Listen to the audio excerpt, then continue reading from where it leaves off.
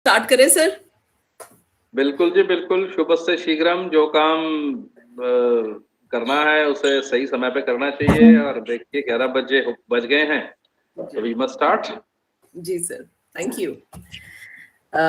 Let us welcome amongst us Professor Tejinder Sharma ji from Department of Commerce, Kurukshetra University, Kurukshetra. Sir is presently the chairperson of the department and with more than 23 years of teaching experience in the field of research, corporate, academic. He is, he's a very good human being.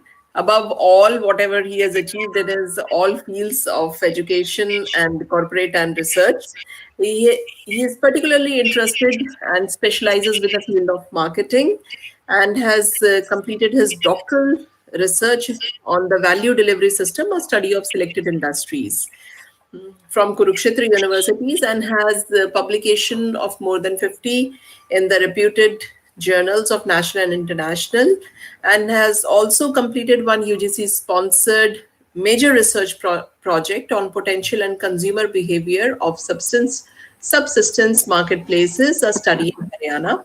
He has also contributed to the EPG Pathshala modules. He is a content writer. He is a reviewer in that as well.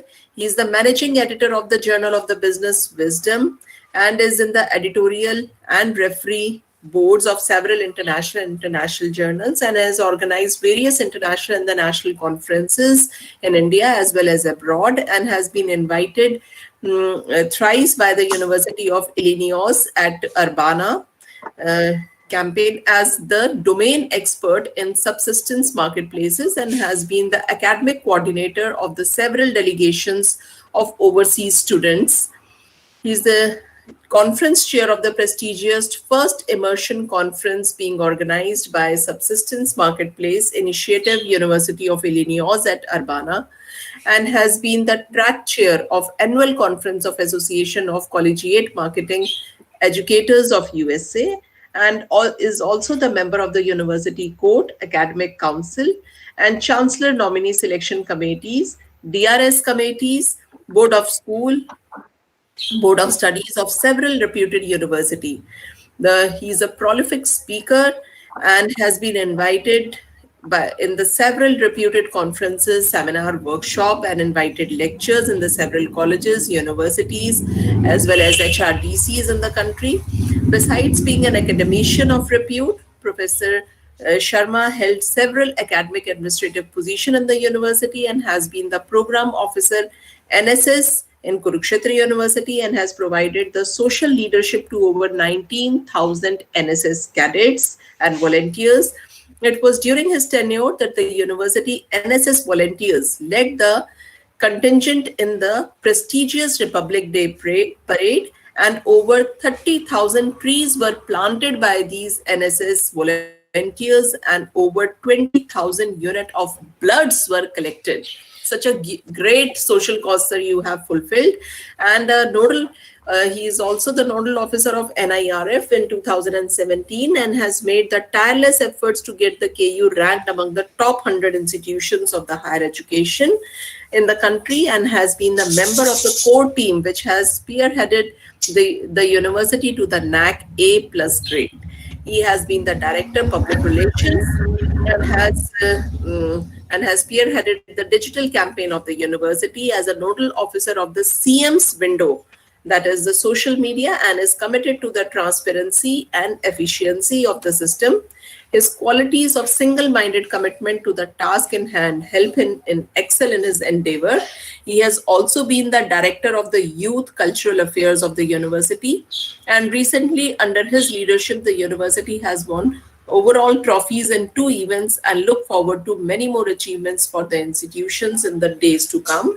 And he had the honor to organize the 13th South Asian University Youth Festival during his tenure. And presently, he is the president of Haryana Commerce and Management Association.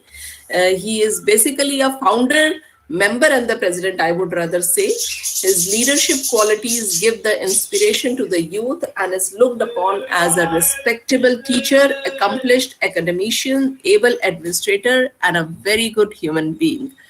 So it's a pleasure for all of us and a privilege, sir, to invite you to this session of the refresher course in the latest trends in business and economics.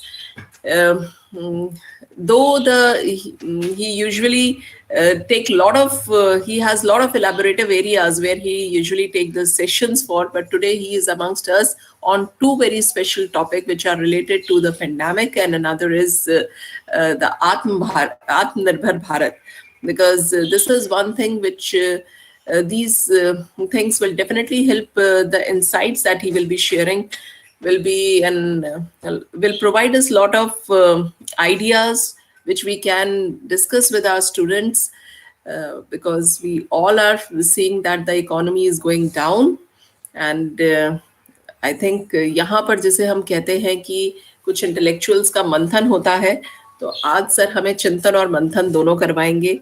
Sir, आपका बहुत बहुत स्वागत है सभी प्रतिभागियों की ओर से, और मानव संसाधन विकास केंद्र और भगत फूल सिंह महिला विश्वविद्यालय और मैं अपनी ओर से आपका स्वागत करती हूँ और आपका धन्यवाद भी देती हूँ कि आपने समय निकाला, जबकि आज आपका एक और वेबिनार भी है. आप फिर भी हमारे साथ जुड़े, आपका बहुत बहुत अभिनंदन, बहुत बहुत स्वागत.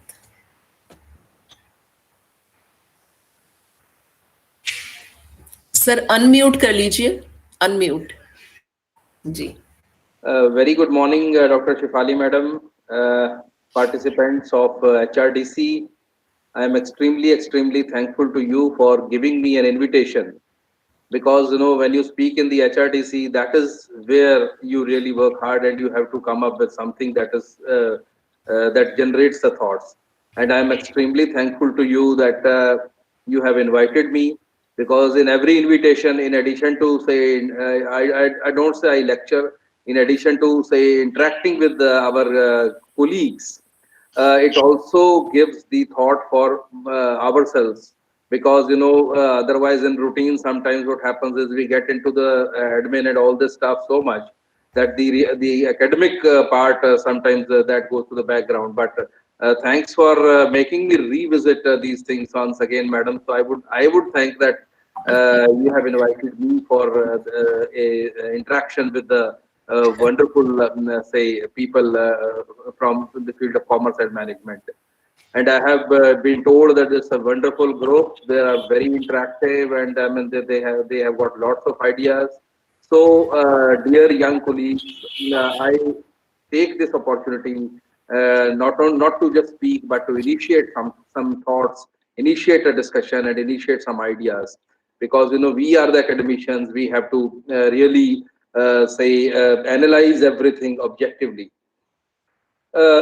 Ma'am gave a very elaborate say introduction. I don't know from where you got all this stuff, but by the way, you know me from so many years now, so you don't need to have my profile, so you know almost all these aspects.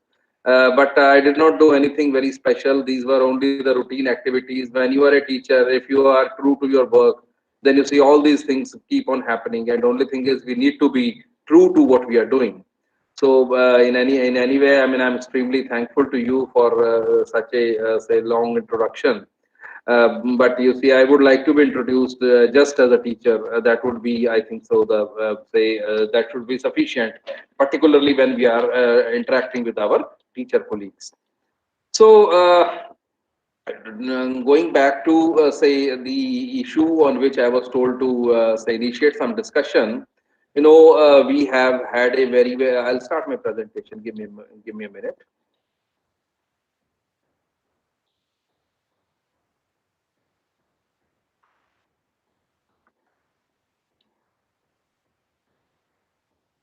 So I hope it is visible and I am audible. Yes, sir. Yes, sir. Right. Yes, sir. Right. So you see, indeed, 2020 has been a very different year.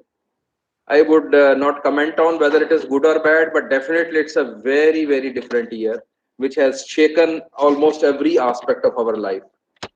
So the issue is that how do we really go back and build the economy once again? So I'll be just initiating something on this.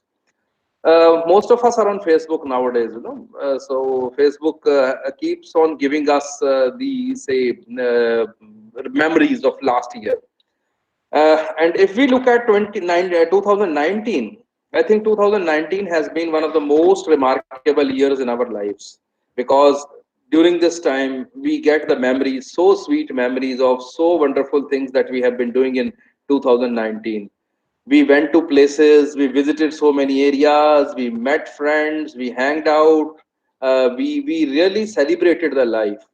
But all of the sudden, something happened that changed the whole process, that changed the way in which we all were living our life. So we are heading towards a new normal which is going to be very, very different. And this new normal is all evasive, it's all pervasive. It is not just confined only to the economy or only to the virus or only to the medical aspects. It has made an impact on our thinking process. It has made an impact on our consumption. It has made an impact on our social behavior. It has made an impact on almost each and every aspect, be it technology, be it relationships between nations, be it anything. Everything has undergone a big change now. Just look at what is happening in USA. Trump is gone. Maybe say had this COVID not come, things would have been very different. Now a lot of hopes from Biden. Let us see how things shape up politically. Also, it's going to have a lot of impact. You see, a lot of realignments are going to happen. So accordingly, the life is going to be very different. And we, the students of business, the students of commerce, the students of management, are the ones who are going to be a witness to this very big change that is going to come in our lives. So the point is, we need to understand what this change is and how this change is going to impact us. It's a slightly old slide, in this case, we see, how the coronavirus basically started. It is supposed to have originated from China, from a city, Wuhan, where the first, pandemic has been reported. Wuhan was the first city to have the lockdown, and then you see it spread to some other areas in China. But more than China, it spread into the countries where there was a very high frequency of the travelers from China. So in this case, if we see, it spread in Iran, because Iran is having very good relations with China. So a lot of people from China and Iran, there is a very big movement. Then Italy is also, Italy has got a socialist type of a government. Italy has got a lot of political instability. So there are so frequent government changes. So now there is a high, leaning towards the socialist thought.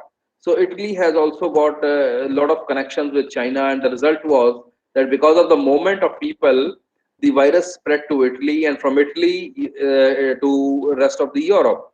And America, of course, yes, America also, it spread very fast because China and America nowadays, there's a lot of business going on.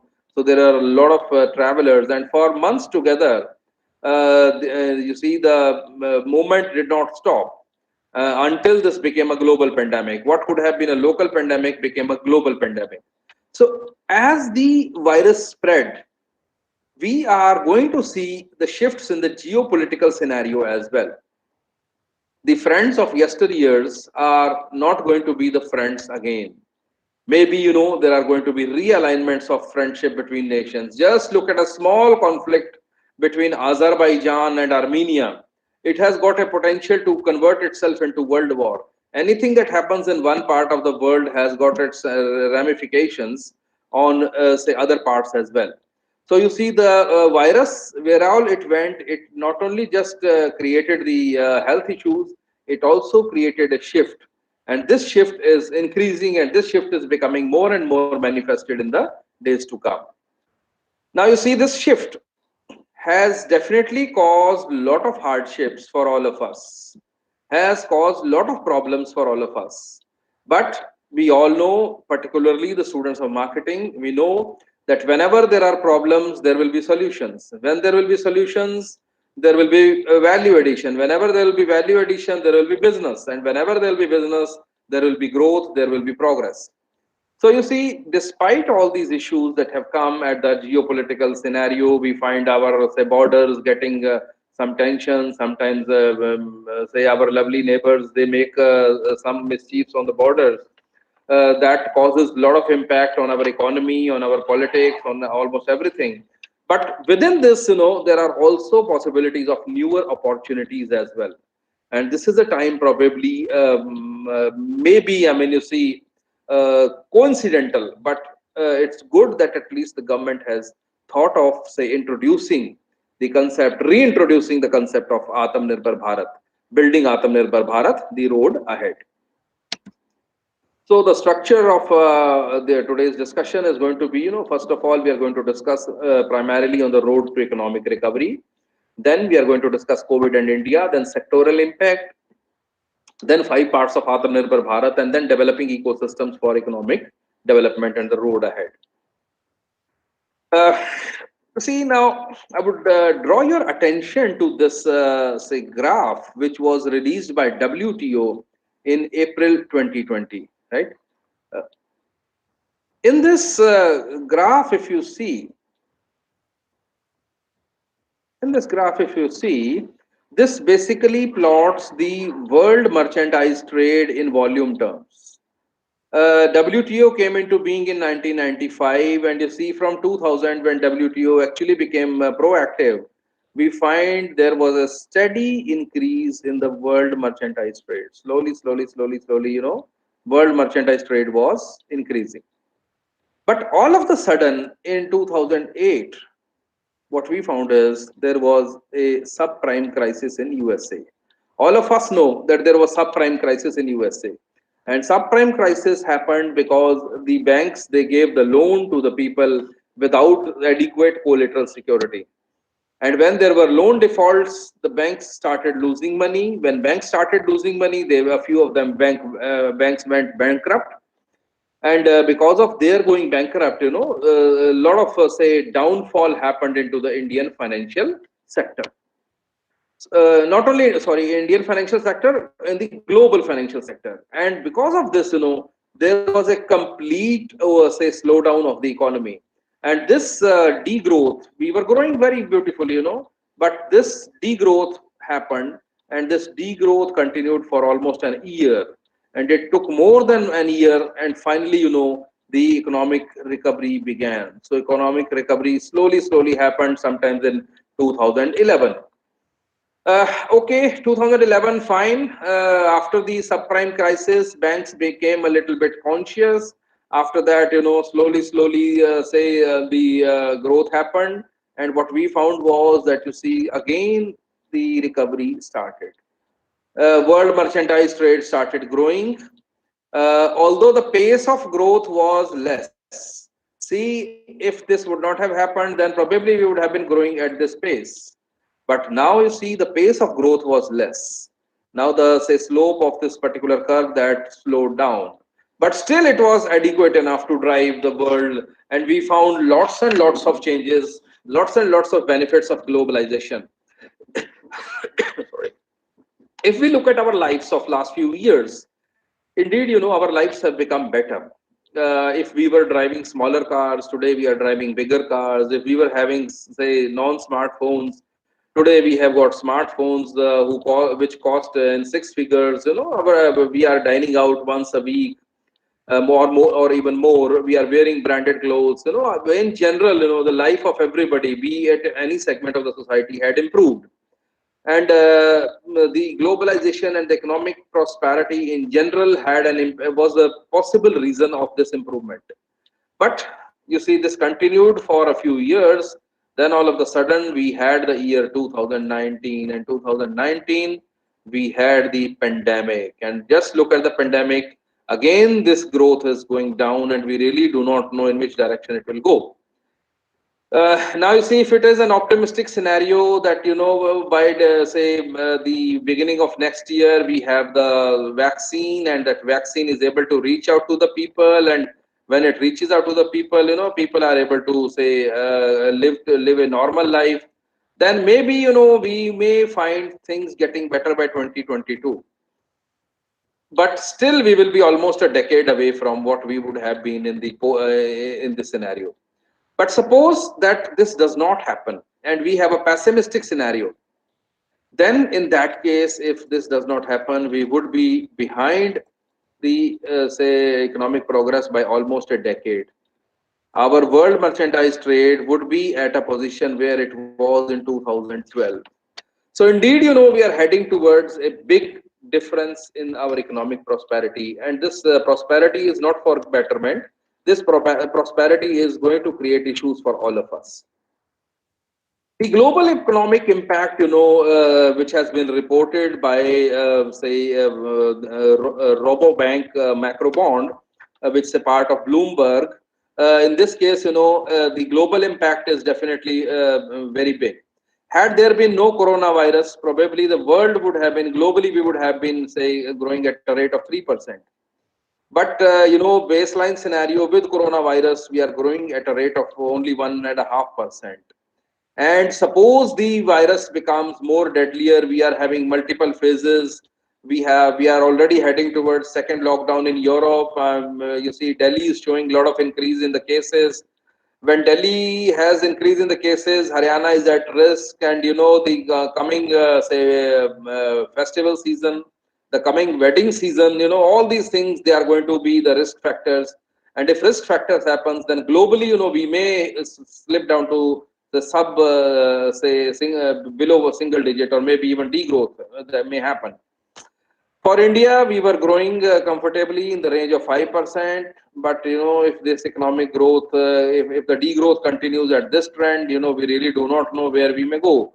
Bloomberg predicts a loss of 1.5% for in the annual terms, but we really do not know, because the risk scenario is giving a very, very gloomy picture. The impact on China also has been tremendous. If there would have been no virus, then probably China would have been growing at a rate of 6%. But even if China claims that it has contained the virus, still the growth has slipped down to almost 2%. And if there are multiple problems coming in China, because China is not just fighting the coronavirus, China is also having so many other issues with its neighbors and with other areas, China may go down to, say, even a bigger slowdown. And this slowdown is happening for almost all the nations, for some nations, for Japan, for Italy, there's a lot of, very negative scenario that is predicted. Particularly, say, UK, US, Europe, everywhere, the growth is likely to be in minus. Now, these are the projections, but let us see, how things will shape up. Just going back to a bit of theory, whenever any pandemic happens, usually, recovery takes two shapes. There are four shapes. One is V, U, W, and L shape. So let us try to understand these two shapes. One is the V-shape recovery. I hope I am audible. I hope this sounds interesting. Yes, Hello. sir. Yes, sir. Very interesting. Of course, sir. Yeah, in Yes, between, sir. in between, I keep on checking whether I am able to communicate, and I see if there is no technical issue. Sometimes what happens is, there's a full screen going on, and you don't know what is going behind. So that's why I was checking in between. So thanks for reaffirming that you are with me. Yes, sir, absolutely. So you see, we had theoretically, a V-shape recovery. What happens is, if there is a problem, if you see, if economy is growing, if there is a problem, there is a dip, and then through the dip, it's a short-term dip. It extends for a few weeks, few months, and then after that, there is a very fast recovery, and finally you are able to regain that very shape very fast. So this is a short-term, basically, recovery. It's a very short-term recovery. Sometimes it happens. Then we have a U-shape recovery. Sometimes what happens is, this part may not happen fast. So when you see U-shape recovery happens, then in that case, this slowdown, this gets extended. If there are multiple phases, if there are problems, this gets extended, and there is a longer downturn, which leads to more time for eventual return to the normal. So theoretically, this is known as a U-shaped recovery. Let us try to understand both of them a little bit more. In the V-shaped recovery, if these are the projections by routers graphics.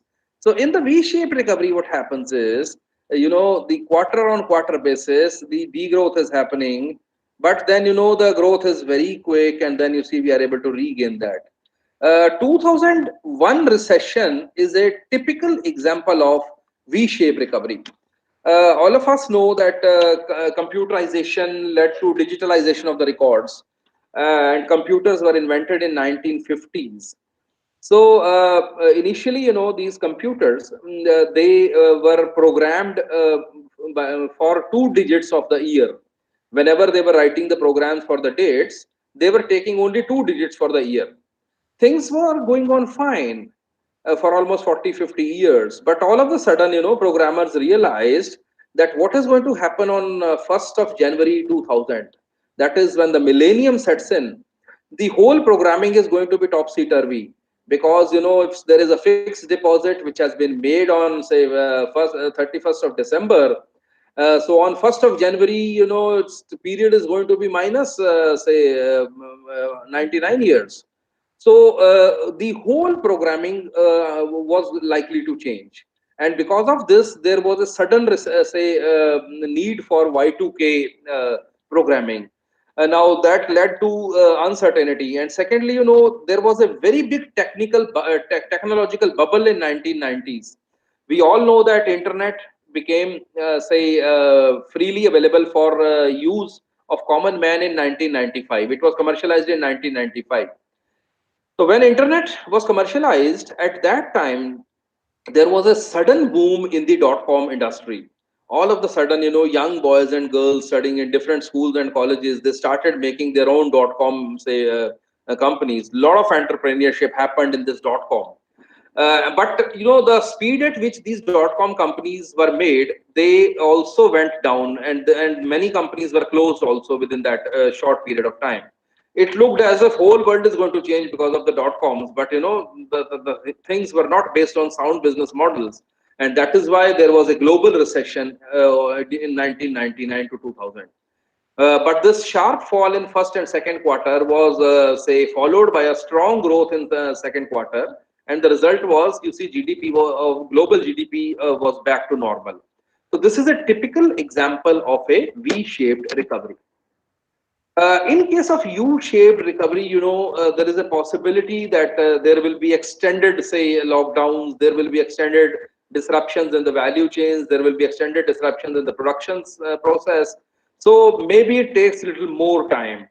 So this graph shows how it is going to happen in United States, United Kingdom, Japan, Eurozone. All these areas are going to have, say, different impacts. So USA is going to face the biggest impact, and then you see the recovery also is going to be fast in USA. So this is about the, say, U-shaped recovery. 2008 recession, the recession which we just now talked about in the earlier slide, that is a typical example of a U-shaped recovery. Why? Because you see the India financial sector had melted down. We all know that several big banks, Bank of England, Lehman Brothers, all these very big banks who had existed for 200 years, all of a sudden they had, say, gone down. And because of this, when the financial sector is like blood line of a economy. So when there is a disruption in the financial sector, we all know that, the whole economy goes down. So there was a very extended, say, downturn for 2, 3, 4 quarters. But only then, there was a recovery. So in the case of coronavirus, in case you see, we are now the government is trying to build a positive sentiment among the investors and among the businesses. Nowadays, the degrowth is not happening because the factories don't have the machines or raw material, or people would stop consuming.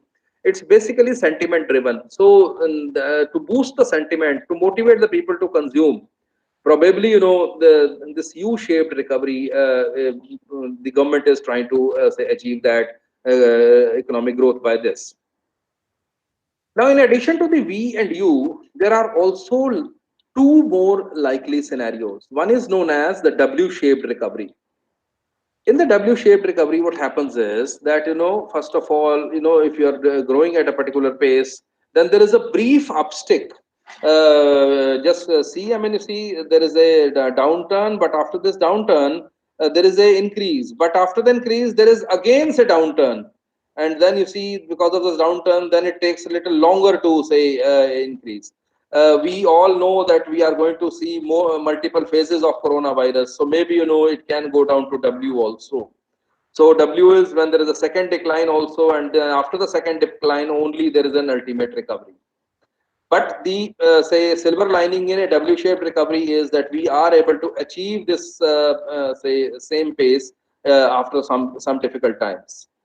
But in case of L-shaped recovery, what happens is there is a economy going down, going at a particular phase, uh, but then it does not recover at all. It does not regain that phase totally. In this case, if we are growing at a particular pace, this say animation is going to take a second. See if it is going here. So this gap will be there, and we may never achieve, say, the same levels. So this can be the most gloomy scenario. Suppose there is a big problem at the global scenario, disruption of the oil supply chain happens, there are very big, say, wars, a lot of realignment of nations happens. Then the whole global trade goes down. Suppose China becomes too powerful. Suppose you see a WTO becomes defunct, America loses its position. Then you see a lot of other possibilities that they can drive down the whole economy. So this can be an L-shaped recovery. So examples of a W-shaped recovery is the debt crisis of European Union in 2010. So in this case, in India also, sometimes it is possible that there can be triggers, there can be increase in the COVID-19 cases, there can be relapse in the winter months, and there can be peaks again. We really do not know. I mean, you see, schools and colleges are being opened, but what impact will they make? Should the government open the schools and colleges? What is your view? I think, sir, we should wait further Yeah, because it our should be. education is going on, so there is not much effect basically. Education is that sector which has not completely stopped. Of course, there must be some issues in those areas where we don't have internet connection. In remote areas, there must have been some issues. So, but still, we should keep the safety of children in the mind, and I think Yeah. that we should wait a little bit. There are diverse views, there are diverse views. Yeah, I agree, sir. Agree. There are diverse views, but see, regarding online, I was a very big supporter of online, but with say few months of experience with online, and particularly the examination of the system of the online, I have lost all faith in this, particularly in the Indian scenario. We should go back to the offline education. Let us see now how when it happens. Yeah, Uh, agree. Agree. yeah, the exam, though it was a hoax. I don't know. I mean, you see why all this happened. We should have done it in a better way. We have really played with one full batch or two full batches of students, the one which passed out and the one which is there in the colleges. Maybe your children, my children, they are also sufferers in this whole process. We should have been little more smart in taking the decisions, and still we are making the mistakes. I don't know why we are not able to do some right things. Sir, in US they tried reopening the schools, but it was found that there were severe complications with the health of the students. So there are plenty of examples, advanced countries, also, repenting on such a step. So I think as regards India, our health facilities are not so much developed, and we have real dearth of, good nearby facility. So I think the point of extension of closure of school is a good step, given the health is more important than sir anything else. I said, there are diverse views and no view, no, and there are arguments pro and con. It's both ways. So I don't want to divert the discussion from the economy, but indeed, this is an issue. At least why our universities are closed. That is why I am surprised. Why research scholars are not doing their PhD research? They are getting their, say, GRF fellowships, but they should be there. They should be there in the university campus, and they should be doing their pursuing their PhD. PhD, you know, you can easily maintain your social distance. You can visit a library. You can follow precautions. When you can go in a mall, when you can go in a say a hotel, when you are going in say parties. Yesterday also I was in a wedding party, and nobody was wearing a mask. Nobody was wearing a mask, and now even people have started shaking hands. Nobody bothers, you know. So, sir, I don't know why we are coming with this say mindset issue that colleges should. You see, we can take measures. For instance, let us split the timetable. You see, why keep it for the half day? We can split the classes. We can decrease. Maybe, you know, we can come up with innovative methods. But then the point is, you know, let teachers take decision. Teachers we can do it. But as long as administrators will keep on interfering, other stakeholders think that we are supreme. You see, if they will keep on interfering, I think you see such dismal scenario is going to happen. But yes, this is a question, and I am very much worried. The problem is, you know, it's not about opening of the schools and colleges. It's the issue of changing mindset. Our university said that PhD scholars can come, right? We sent them the email, but then they put that it's an optional thing. And believe me, hardly anybody said that we are ready to come, because they had developed a very good propensity for easy life. मजा आने लग गया ना, घर पे बैठे क्या करना है, ठीक है चलो, जब चाहे 9 बजे उठो चाहे 11 बजे उठो, hardly matters, you know, when you are college level पे तो स्टार्ट किया जा सकता है सर। स्कूल लेवल पे तो बच्चों की बात अलग है, बाकी हायर एजुकेशन में तो yes we can start at PG और डॉक्टरेट लेवल। यहाँ तो ये स्टार्ट किया जा सकता है सर। होना ही चाहिए। हम चेयरपर्सन हर रोज आ रहे हैं तो फिर बाकी भी तो आने चाहिए, इसमें क्या प्रॉब्लम है? एग्जाम कंडक्ट कराना तो एक होक्स ही था। इससे अच्छा तो जो उनके क्लास टेस्ट के बेस पे अगर हम प्रोपोर्शनेटली कुछ दे देते तो कुछ हो भी जाता। एग्जाम वो जो कंडक्ट कराए गए तो 100% ही आ गए सबके सर मार्क्स। नवीन जी, उत्तर प्रदेश ने एग्जाम्स ऑफलाइन करवाए हैं, हिमाचल प्रदेश ने एग्जाम्स ऑफलाइन करवाए हैं, हरियाणा में ऐसी क्या आफत आ गई थी कि हमें ऑनलाइन करवाने पड़े? दिल्ली में भी ऑनलाइन ही कराया सर हम लोगों ने, दिल्ली में भी ऑनलाइन ही हुए। हाँ जी, दिल्ली देखिए अलग सिनेरियो है। दिल्ली क्राउडेड एरिया है, दिल्ली में प्रॉब्लम्स, दिल्ली की अपनी प्रॉब्लम्स हैं, बट कोई जरूरत नहीं थी इसका। और इनोवेटिव तरीकों से इसको किया जा सकता था, यू नो। तो सच्चाई अब बड़ा कुछ के प्रेस रिलीज आ रही है यूनिवर्सिटी की कि 99% रिजल्ट आ गया। अब मैं उसको अचीवमेंट मानूं या क्या मानूं? ऐसी यूनिवर्सिटी को तो फिर आई थिंक यूएस रैंकिंग में नंबर 1 के लिए रिकमेंड करके भेज देना चाहिए। बहुत बधाई, आपने बहुत बढ़िया काम करा है। ये ऐसी चीजें नहीं होनी चाहिए थी, और कारण है कि लीडर। तीरथ राज जी अपना म्यूट कर दीजिए प्लीज माइक। तो इस तरह से यू सी हमें थोड़ा सा आई थिंक सो टीचर्स पे छोड़ दिया जाता तो शायद हम लोग अपना काम ठीक से कर लेते। चलिए कोई बात नहीं, जो सिस्टम है हमें और आपको उसी में रहना है जी। और जब maybe Naveen ji UGC के चेयरमैन बनेंगे तो हो सकता है शायद ये एक अच्छे ढंग से सोचें। जब शैलेंद्र जी कहीं के वाइस चांसलर बनेंगे, प्रियंका मैडम जब कहीं के डीन बनेंगे, तो फिर उस दिन हो सकता है कि शायद डिसीजंस हमारे कुछ अच्छे ढंग से आए। चलिए, let's come back to the PPT. We were talking about W shape. तो डब्ल्यू शेप में the continued pandemic, this can slow down the economic recovery and it can reduce the path of the growth, right?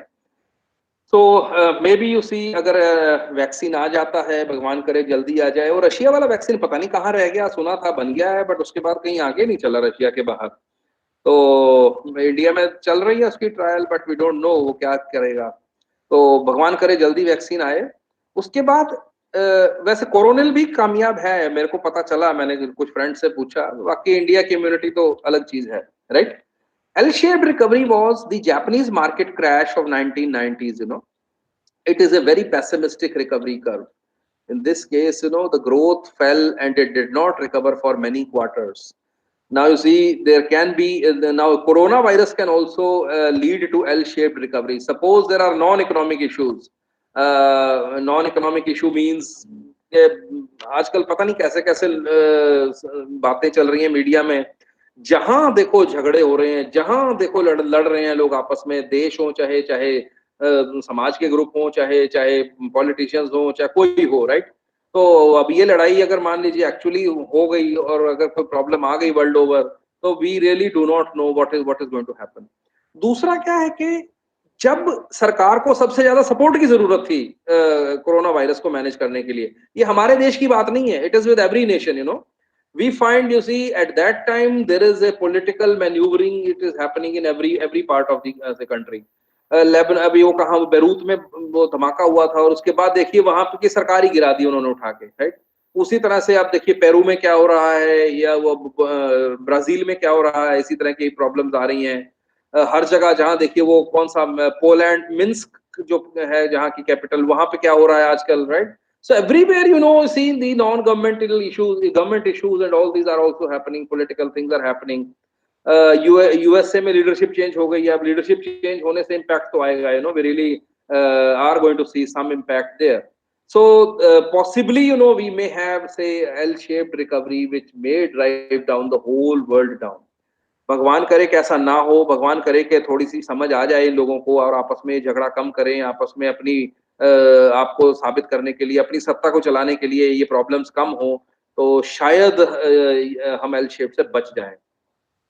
Now you see there are divergent forecasts of the economic recovery. There are different say institutions which are doing this forecast. So this is from a press release in Hindustan Times. This particular slide, this shows about the World Bank, January 2020 इनकी projection थी ये blue में. So they were projecting this type of a recovery, extended W. World Bank फिर दोबारा उसने अपने revise किए estimates. And it say estimated that there is going to be a faster recovery. Now let us hope so. Then IMF is also closer to the World Bank say projections. But the fact is that all projections they are varying, but all of them are definitely showing that we will have a recovery which may come to us in 2021 or 2022. Now you see, let us try to map the recession in India. Now you see in India, the projected growth rate is going to be in this particular scenario. You know, 2020 we are going to degrow by. These are the projections. These are the projections again in the press. We may degrow by 3%. But 2021 the projections are that we may have a recovery and we may go back to 3.1%. तो धीरे धीरे थोड़ा GST collection बढ़ रहा है, कारें bikini शुरू हो गई हैं, थोड़ी शादियां वादियां और होंगी, तो उससे बहुत सारी इंडस्ट्री हमारी चल पड़ती है, फेस्टिवल सीजन आ रहा है, बड़ा अच्छा बूस्टर है ये हमारी इकोनॉमी का। So you see, let us hope that things get better. Now you see share of the non farm versus farm sectors in the gross value addition. Now the best thing in this coronavirus is say economic degrowth is कि हमारा agriculture sector पे least impact हुआ है। This is the most beautiful thing that has happened in the corona virus case. You know, when there was Ebola virus, when there was swine flu, when there was avian flu, you know, there was the food sector was impacted. But thank God in corona sector, in coronavirus, at least the agricultural output was the same. And because of the same agricultural output, you know, the share of we find that the states which had a significant share of the agriculture, they have got a lesser problem as compared to the states which had more reliance on the industries.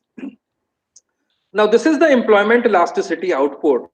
So in the employment elasticity output, what we find is the percentage change in the jobs per percentage change in the gross value addition.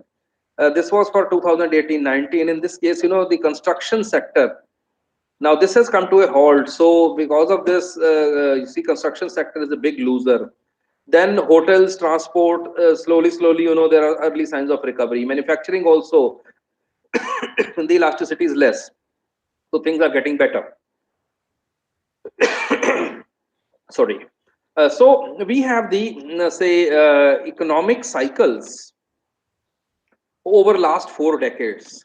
If we try to study how the, say, I don't know whether this slide is quite visible on your laptops or not, but you know, there are, because this has got some dim, say, areas. You know, there is an improvement in the, say, India's real GDP in this phase. This is the color, and the negative, say, US real growth is mapped in this color. So in this case, the say US 10-year bond recovery and crude oil price, they have been plotted. And this plot shows that by 2018, 19, 20, the India's projections were on a very positive side. So we were expecting a very positive, say, recovery for Indian economy. Initial hiccups of GST and all that, they would have subsided by 2022, and maybe we would have seen a real growth rate that would have come. So last 4 decades, we have seen varying periods. Whenever there have been recessions, this was 2007-8. At that time, India remained less affected. Similarly, things changed in the days to come. So let us see how the future unfolds. So with these 4 types of recoveries coming for, say, India in the next, say, few months, these are the projections. This is the projection by Arthur D. Little. They have done the analysis, and in this analysis, they have seen that what is going to be the likely percentage GDP compression, how much GDP is going to fall as a result of the 4 scenarios: V shape, U shape, W shape, and the L shape.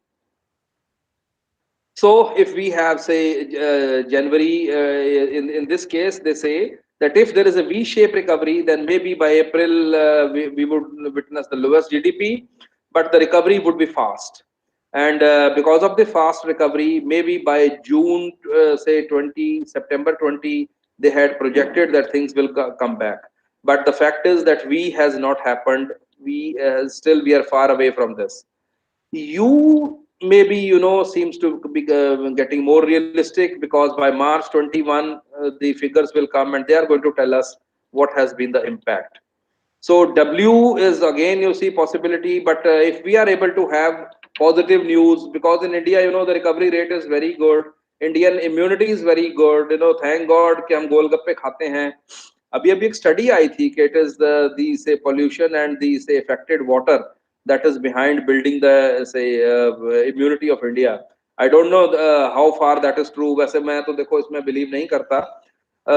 Because the Indian immunity is not because we don't have a very say clean lifestyle.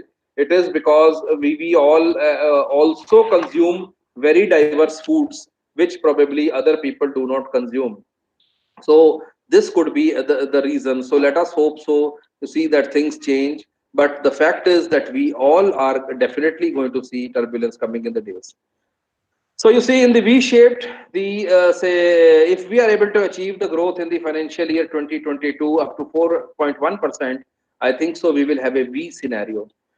But if this does not happen, if we are having a growth rate of 2.8% in the financial year 2022, then we would call it as a U scenario.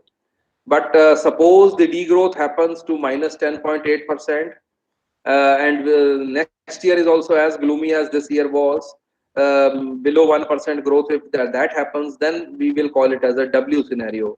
भगवान ना करे कि L scenario हो, China के साथ हमारा कुछ problem हो जाए और पॉलिटिकल इंस्टेबिलिटी हो जाए और कोई प्रॉब्लम्स आ जाएं देश में, तो then we really do not know how the scenario will unfold. So scenario analysis is these are 4 different types of scenarios which have been plotted, and these scenarios are based on the historical data of Ministry of Statistics of Program Implementation by Government of India. Again, it's been done by Arthur D. Little. They have done this analysis.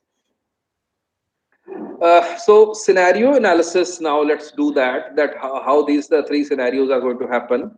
So scenario 1 is the say nationwide lockdown, which was lifted slowly, back to work, save lives, livelihood and all that, support households. If all this becomes say possible, then scenario 1 would be there. लग तो ऐसा रहा है कि हम scenario 1 को बहुत जल्दी अचीव कर रहे हैं, क्योंकि जितनी जल्दी बाउंस बैक आया है हमारा, वो बड़ा ही encouraging है. At least you see, if you go out into the market, you find that there is a lot of economic activity going on. So that scenario 1, if not scenario 1, at least scenario 2 is going to definitely be there. Now here we desperately needed stimulus package, और शायद एक stimulus package अब जल्दी ही एक और आएगा, क्योंकि वो जो 20 लाख करोड़ थे वो तो सिर्फ इंडस्ट्री के लिए थे. अब बाकी का 20 लाख, बाकी का कुछ डिमांड सिनेरियो भी तो चाहिए ना, डिमांड भी तो इंक्रीज होनी चाहिए. अब सैलरीज ही नहीं मिलेगी लोगों को, सैलरी कट होंगे अगर प्राइवेट सेक्टर में तो बहुत बुरा हाल है, बिजनेसेस को लॉस होगा, तो there we need some kind of a boost. So if that boost comes, maybe we are going to see scenario 2. So these 2-3 scenarios, they are projected, and let us see how things unfold. This study was done by McKinsey. Now it's slightly old because the scenario is changing very fast.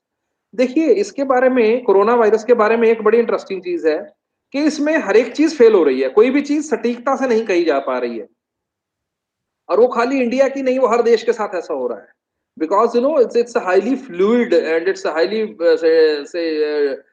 very very different scenario, so a very very dynamic scenario. So as things unfold, let us see how the things shape up. When do we have a small break in this session? 12, I think so. 12, let's break after 10 minutes, right? So till then, let us do this sectoral impact. So in this sectoral impact, there are impacts on different sectors. Again, McKinsey had studied it a few months ago rather, not weeks. So you see, in this case, what we find is that airlines and hotels, the degrowth had happened to 70 to 75%. Still, airlines are not in their full swings. A lot of issues are there in the airlines. Besides airlines, trains are not running. Trains क्या दौड़ेंगी आगे? Farmer भी तो उनको दौड़ने नहीं दे रहे हैं ना. So trains are not running. Auto and advanced industries, slow recovery is happening. Interestingly, cars की sale बढ़ रही है, and particularly the small cars, because public transport is not there. So, but a lot of degrowth has happened. But people are not having money to buy the car now. But small car is increasing. Construction and real estate, ये सबसे बड़ा जो है यहाँ पे loss हो रहा है. There is a minus 50% nowadays. It's a time to buy property if you're having money, but see, still it's in a big problem. Textiles also, now we are not going to go for branded clothes, at least in the short run. जल्दी ही हम कोई आजकल we are going for value buying nowadays. Everybody is going for value buying. So that is why the big brands, they are the ones who have suffered the most. And big brands had increased the cost also. It was almost unreasonable, 5,000 rupees for a shirt, that's too much. But again, there were buyers, that is why they were selling it at these prices. Now, see, a lot of degrowth has happened. Freight and logistics, a very big sufferer, in freight and logistics. Again, it was for a complete, standstill, but slowly things are happening. Metals and mining, yes, there is an issue here that is happening. Oil and gas, slowly it is coming back, but the impact was less on oil and gas because power sector and all that, they were functioning normally. Only the suppression and demand happened for the manufacturing sector, but otherwise power and internet connectivity and all these things were working as normal. Then consumer and retail, this is something where you see India has done well. I would like to compliment, our system, because in foreign countries, if you would have seen the videos in their initial lockdowns, people were going for hoarding. People had amassed lots of stuff with them, but thank God, nothing of that sort happened in India. And government was able to contain the prices also. Government was quite proactive during the lockdown and even post-lockdown scenario also. Lesser impact. Chemicals, we are going to be back. Agriculture was least impacted. It was impacted, but the impact was less. Pharma impact was less, but finally, pharma is an industry which is going to grow. And telecom, it has really boomed during this period. So these were the sectoral impacts. Now, I'll skip some of the figures, I'll skip some of the numbers, but these are the, impact forecasts on India's GDP by different institutions. Asian Development Bank, IMF, World Bank, Moody Investor Service. Only Asian Development Bank and IMF are projecting a positive scenario. Rest all of them, they are showing a degrowth. पूरा का पूरा minus में ही बात कर रहे हैं ये, तो it's very difficult scenario now. And Indian economy has really contracted, in the first quarter. First quarter, we know, you see the figures of minus 10%, they were reported. So Indian economy has really contracted very significantly in the first quarter. private financial consumption, that has really taken a very big hit. So people did not have money. That is why, they were consuming less. Similarly, government's consumption, that also went down, and instead of say increased, it went down very significantly. Similarly, the gross fixed capital investment and all those things, they also failed very much. But government's final expenditure, that has increased, because government had to spend a lot of money on maintaining the health issues, developing infrastructure, and all those kinds of things. So with this, let us try to see what the experts say. I told you different institutions have given different views, but experts, they have got a different view. Now, this is a view by Subba Rao, who was the former governor of the Reserve Bank of India. Subba Rao has advocated that India will have a V-shaped recovery. India can have a V-shaped recovery. Some of the arguments which Subba Rao gives in support of the V-shaped recovery is that most of the recessions have a V-shaped recovery, right? So he says, just like we had earlier recessions, this is also a recession, and in this recession, there is no reason why there will be no V-shaped recovery. So just like, you see, earlier we had a recovery, so again we are going to recover. Second argument that he gives is that since it's not a natural disaster, there is no impact on infrastructure, there is no impact on, say, supply chains, there is no, they have been halted, but they have been halted deliberately. They have not been halted because of any damage. So you don't need to invest on those things. So because of the, intact infrastructure and all those stuff, we are likely to have the bounce back coming on very fast. Then transportation and infrastructure, they are intact. If metro was not running, it was not running because it was not being run. But the day you decide to start metro, you can easily start it, and people will start coming into it. So you see, we can bounce back very fast. Then the right policy, if we can make the right policy, then probably SMEs are the first to respond. So SME sector is quite likely to give us a revival very soon. So if the government can do something to boost up the SMEs, this can be very good. And he advocated for the loan guarantee scheme, which the government has, say, initiated in the Atmanirbhar Bharat scheme. So this is about the expert view regarding this. Now let us hope that what Subba Rao says comes true. And we are able to have a V-shaped recovery. Maybe by the, say, end of next year, 2021, June, maybe we can again go for a holiday in, say, Narkanda, or maybe Lahore Spiti, or maybe now Kashmir. So that will be possible only when we have a V-shaped recovery. Now let us try to understand a key difference in the economic slowdown of COVID-induced slowdown versus other slowdowns. In 2008 and 2020, the key differentiators are the value chains, are the value chains. In 2008, there was a disruption in the value chains. There was no disruption in the value chains. The disruption happened in the financial sector. Business failed because people were not having money to run the business, because the banks were falling. But 2020, it was a phase of lockdown. Earlier, there was no lockdown, there was slowdown. But now it was a phase of lockdown. And because of this lockdown, you see, the supply chains, they came to a halt. And the sectors which had complex value chain linkages. Now, what are these complex value chain linkages? Complex value chain linkages, when the goods are made in different countries, assembled in one country. If your, value chain is simple, then you see the things are produced locally. But when your value chains are complex, then the things are not produced locally. The things travel across nations, the things travel across nations. Particularly in the case of electronics, automobile parts, ये जो हम laptop के ऊपर आपके साथ बातचीत कर रहे हैं, the components of this may be made in 5-7 different countries, assembled in India, and then finally sold here.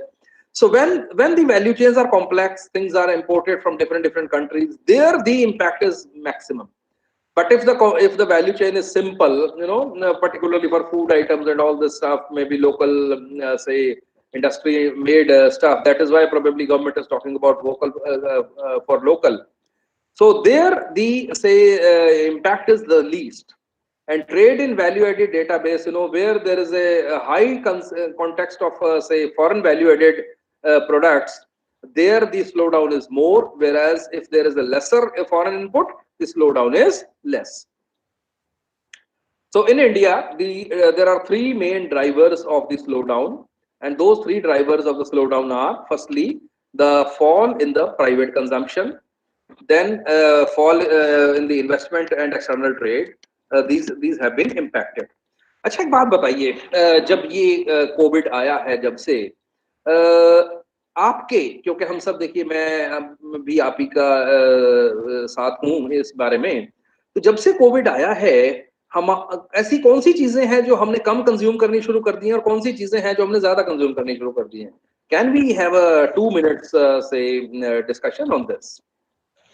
Yeah, so basically luxuries पे expenditure reduce हो गया है इस era में. People have set their priorities and have started keeping reserves, and especially tours and travel तो बिल्कुल ही reduce हो गया है. कहाँ रिड्यूस हुआ मैडम? देखो हिमाचल में तो जाम लग रहे थे, और जिस दिन ट्रैवल खुली उस दिन हमने सीधा पहला काम किया था, फटाफट टिम्बर ट्रेल चलो, टिम्बर ट्रेल से चाके तक, सोलन तक और वो कसौली तक हम ही घूम के आ गए. खैर, anyway, you are absolutely right. It was just a joke. But yes, you are absolutely right. We are postponing our travels unless and until it's a newlywed couple and they want to go for a holiday, or unless and until there is some pressing reason to go. Otherwise, yes, we are postponing our travels, postponing the purchase of maybe our second SUV, or postponing the construction of our home, and all these things we have postponed. What about private consumption? Sir, this refresher. So this refresher is also held online. Otherwise, we would have got a chance to meet one another. Madam, दोनों के फायदे और दोनों के नुकसान हैं. देख लीजिए, 21 दिन घर से दूर रहना कौन सा आसान है? तो जब वो होता था तब भी परेशान रहते थे हम सब, कह रहे भैया जाना पड़ेगा, 3 घंटे के लेक्चर के लिए 9 घंटे की ट्रैवल करनी पड़ेगी. और अब हम ऑनलाइन हैं, घर बैठे हैं, आराम से सुन रहे हैं, उसका भी इश्यूज हैं. But yes, both have, it has changed, definitely it changed. Personal interaction का देखिए हमेशा फायदा तो होता है, इसमें कोई शक नहीं है. पर्सनली जब आप मिलते हैं किसी से, यहाँ पे तो it's an online interaction, but in personal you feel the vibes of a person. And मेरा तो एज अ एकेडमिशियन, मेरा तो आप सबसे एक जस्ट एक एक्सपीरियंस शेयर कर रहा हूँ कि मैंने जो कुछ अब तक पाया है सेमिनार और कॉन्फ्रेंसेस से पाया है, राइट? आप कहोगे ये क्या कह रहे हैं? In every seminar and conference, I used to make one good friend, not too many. Okay, you exchange cards, you meet people, you see, you go to one conference. अब कहीं foreign country गए, कहीं भी अच्छी conference की बात कर रहा हूँ मैं, not the common ones. You go to good conference, but make one good friend. और वो एक दोस्त आपके साथ प्रोफेशनल जब आपका एसोसिएशन हो जाता है, अगर आप 2 साल में एक पेपर भी उस दोस्त के साथ लिखते हो, I think so, your output becomes really very good. So that's a big team. How do we build team? So this happens by this. Yes, ma'am, you were saying something? I said that's a big change. These are the small and big changes that we are missing in our lives. Very right, very right. That's why it's a new normal. That's why it's a new normal. So yes, this is a big change that has happened. दूसरा, बाहर खाने की आदत भी थोड़ी सी कम हो गई है, क्यों हरदीप जी? हरदीप सिंह जी, अनम्यूट कर लीजिए. यस सर, बिल्कुल. तो जो पिज्जा बाहर के ऑर्डर होते थे, जो जोमेटो चल पड़ा था, I think so it's a slight change. हम उन्हें घर में एक्सपेरिमेंट तो किए हैं नई नई डिशेस के, right? Particularly during the lockdown. और कुछ तो आदत बन गई अब हमारी, थोड़ी सी काढ़ा भी पीना शुरू कर दिया. थोड़ा हम लोग कॉन्शियस हुए हैं हेल्दी लाइफस्टाइल के प्रति. We have started thinking of morning walk, because हमें एक चीज पता चल गई कि दवाइयां खा के फायदा नहीं है, बीमारियों से बच के ज्यादा फायदा है. तो मे बी शायद ये कॉन्शियसनेस आगे रहे लोगों में, and maybe we are able to continue with a healthier lifestyle in the days to come. Let us hope so that we'll drink less tea. Let us hope so that we'll say move extra miles. बहुत सारे लोगों ने आजकल अपने mobile पे वो कौन सा वो पेसर और गूगल फिट डाउनलोड कर लिया है, और मैं भी गिनता हूं मैं कितने कदम चला हूं, right? So all this things they are definitely driving this a change. This is a change that has happened, and this is going to have impact in terms of our sociology, our economy, and our thinking process. सब कुछ बदलने वाला है. तो वाकई ही ये बदलाव है और हम सब उसकी तरफ बढ़ रहे हैं. So let's go back to our discussion. We were talking about the drivers of economic slowdown, and I had talked about the, say, demand side impact that is on the private financial consumption. तो देखिए, this is a data जो पिछला है, जनवरी का है ये data, जनवरी से 24 मार्च तक का है ये. तो in this data, this is a data bye NSSO, National Sample Survey Organization. So in this data, they have tried to find out that what is the private final consumption of expenditure by purpose. When people say, where do they spend the money? So this study found that people spend about 26% on food and non-alcoholic beverages. Alcoholic beverages, देश को क्या कह रहे थे वो चलाने वाला, जब तक बंद थी लॉकडाउन में पता नहीं कितने परेशान, कितने टिकटॉक बन गए थे, बट चलो अब तो चल पड़ी है ये, right? So the fuel engine of this you spend about 1.9%. Then clothing and footwear, we spend about 5.8%. Then housing, water, electricity, gas and other fuels, we spend about 13.7%. अब ये थोड़ा सा यस ज्यादा ही हो गया हमारा सर्विसेज पे खर्चा, और जिस तेजी से ये चीजें का रेट दाम बढ़ रहे हैं, indeed we are spending very heavily on this. देखिए 2 फिगर में यही आ रहा है. उसके बाद इसमें एजुकेशन नहीं उन्होंने इंक्लूड किया हुआ, पता नहीं वो कैसे है. एजुकेशन पे बहुत खर्चा होता है, पर्टिकुलरली बच्चे जब आपके हायर एजुकेशन में आ जाते हैं तो तब पता चलता है कि जो भाई कितना खर्चा है. Then furnishings, household equipment, routine household maintenance, all these things we are spending about 3.2%. Health, the average say spending is about 4.5%. Now you see all these expenditures, they witnessed a change. We definitely, in food, we spent more क्योंकि घर पे रह के खाना पीना कुछ थोड़ा ज्यादा हो रहा है, right? Then you see clothing and footwear, yes, we are spending less. Housing, electricity, it's not much affected. Furnishings, household equipment, again the share is minuscule. But transport is something where there is a huge impact. जो हमारी गाड़ी रोज की 200 kilometre चलती थी या 100 या 3-4 हजार kilometre monthly average थी, वो आजकल 1,500 पे आ गई है. 50% चल रही है गाड़ियां. So that is indeed a very big impact on the transport sector.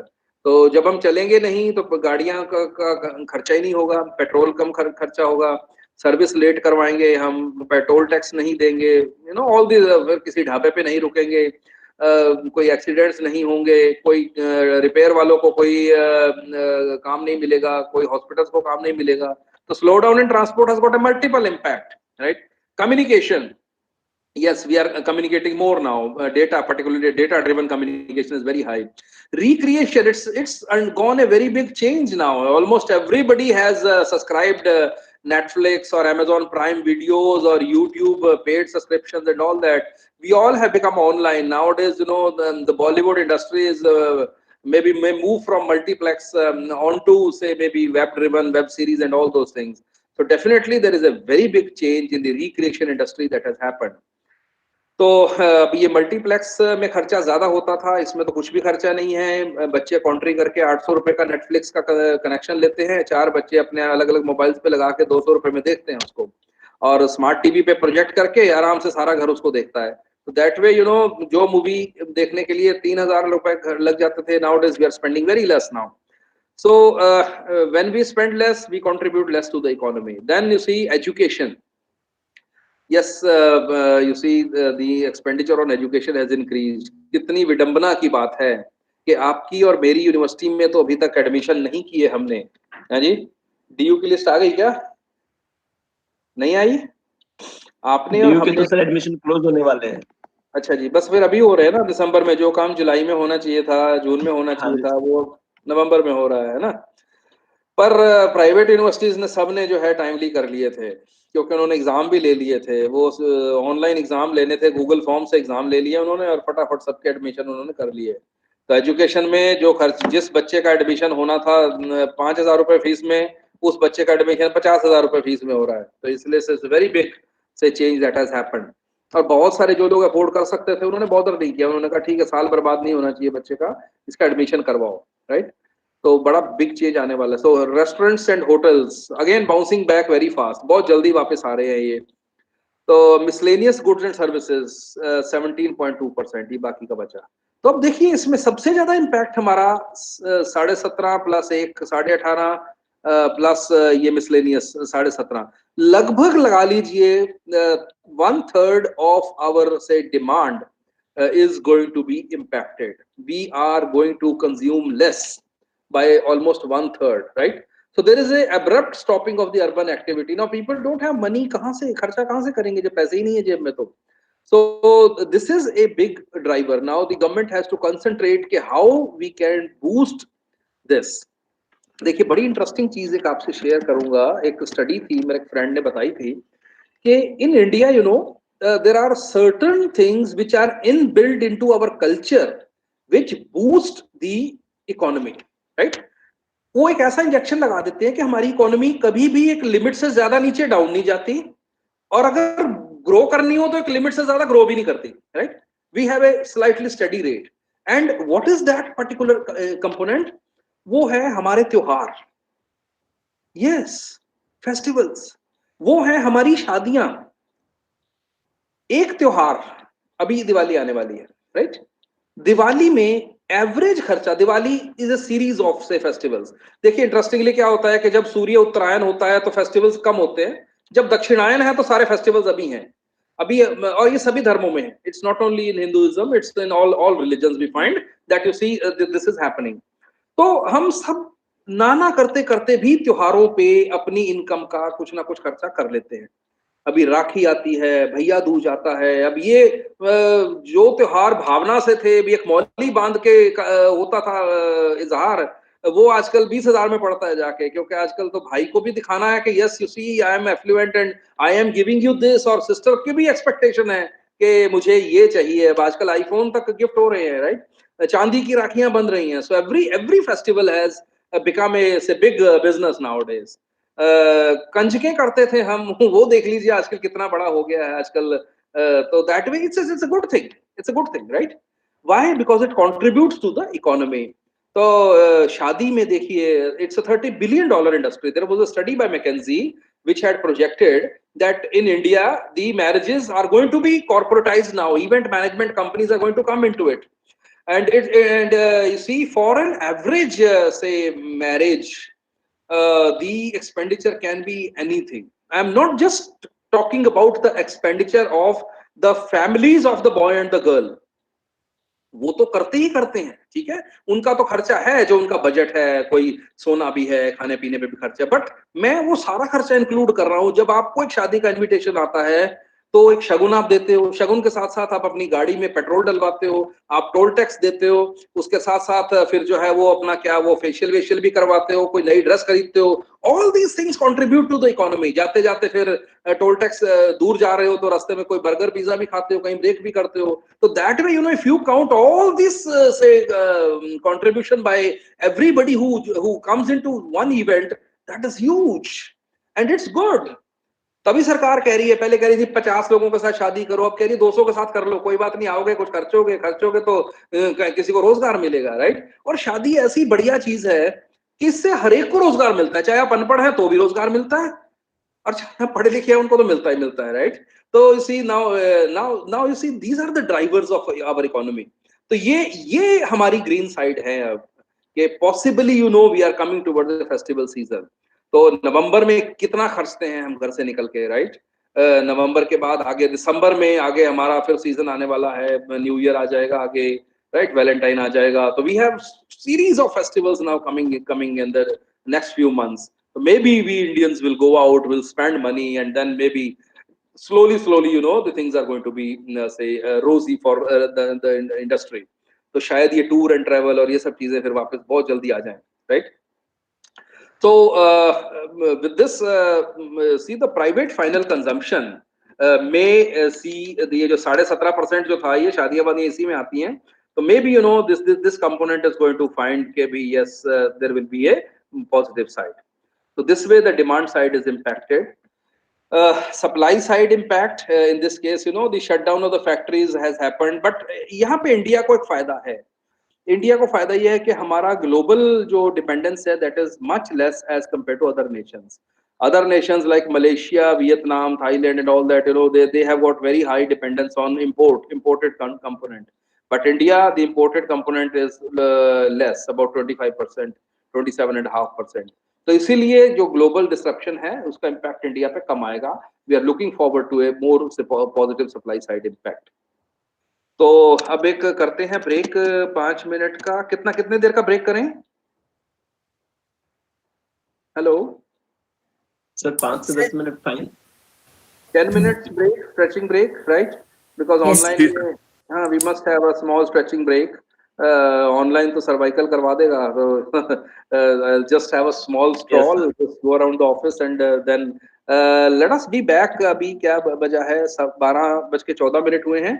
12 कितने 20 पे या 25 पे, 12:25 पे दोबारा मिलते हैं. ठीक है जी, 10 minutes break. Okay sir, okay.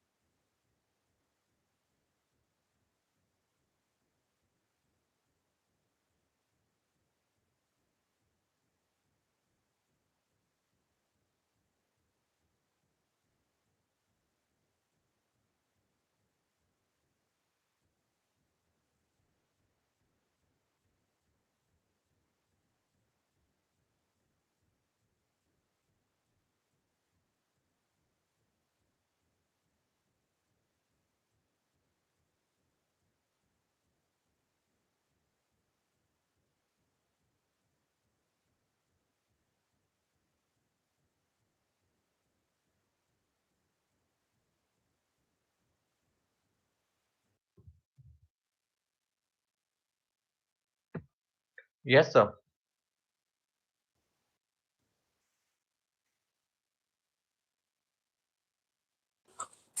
Yes, sir. Okay, Ji. So, after a short stretching break, we are back to our discussion, and I'll just run through because otherwise we may not complete the presentation. No, sectoral impact has been different. I'll just skip this slide. Will definitely come straight for a case for Atmanirbhar Bharat. We all are heading towards a new normal, and in this new normal, the say new Bharat is being made. Now, the concept of Atmanirbhar Bharat is not something that is very new. It was, say, in discussion almost 100 years ago. And Gandhiji's spinning wheel was a symbol of India's Gandhian approach towards self-development. Small is beautiful, national self-sufficiency. All these things were talked about, say, even during our freedom struggle. So Gandhian concept of self-sufficiency, basically, Gandhiji talked about self-sufficiency of the villages. Because the real India lived in villages. So in the olden times, villages were self-sufficient entities by virtue of the barter trade. Now, Gandhiji thought that at least villages should be self-sufficient.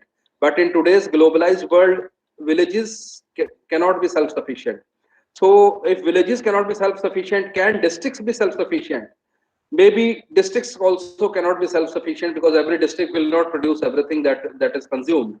So if districts cannot be self-sufficient, can states be self-sufficient? Probably states can also cannot be self-sufficient because every state does not produce everything. But if states cannot be self-sufficient, at least the whole nation can be self-sufficient because we are 1.3 billion people now, and we cover about 1/6 of the humanity.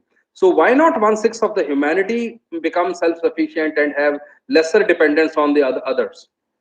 So Gandhiji gave a very strong argument for self-sufficiency. When he started the Dandi March, right, he had very small group of people with him, and they did a symbolic thing of breaking the salt law. British Empire, which was so mighty that sun never set on the British Empire, they would have never thought that this small happening is going to create such a big fervor in favor of Khadi that someday, people are going to be motivated towards nationalism. And this is not, my statement. This I have taken from the site of Minnesota State University. See, the world acknowledges the Gandhian, concept of self-sufficiency.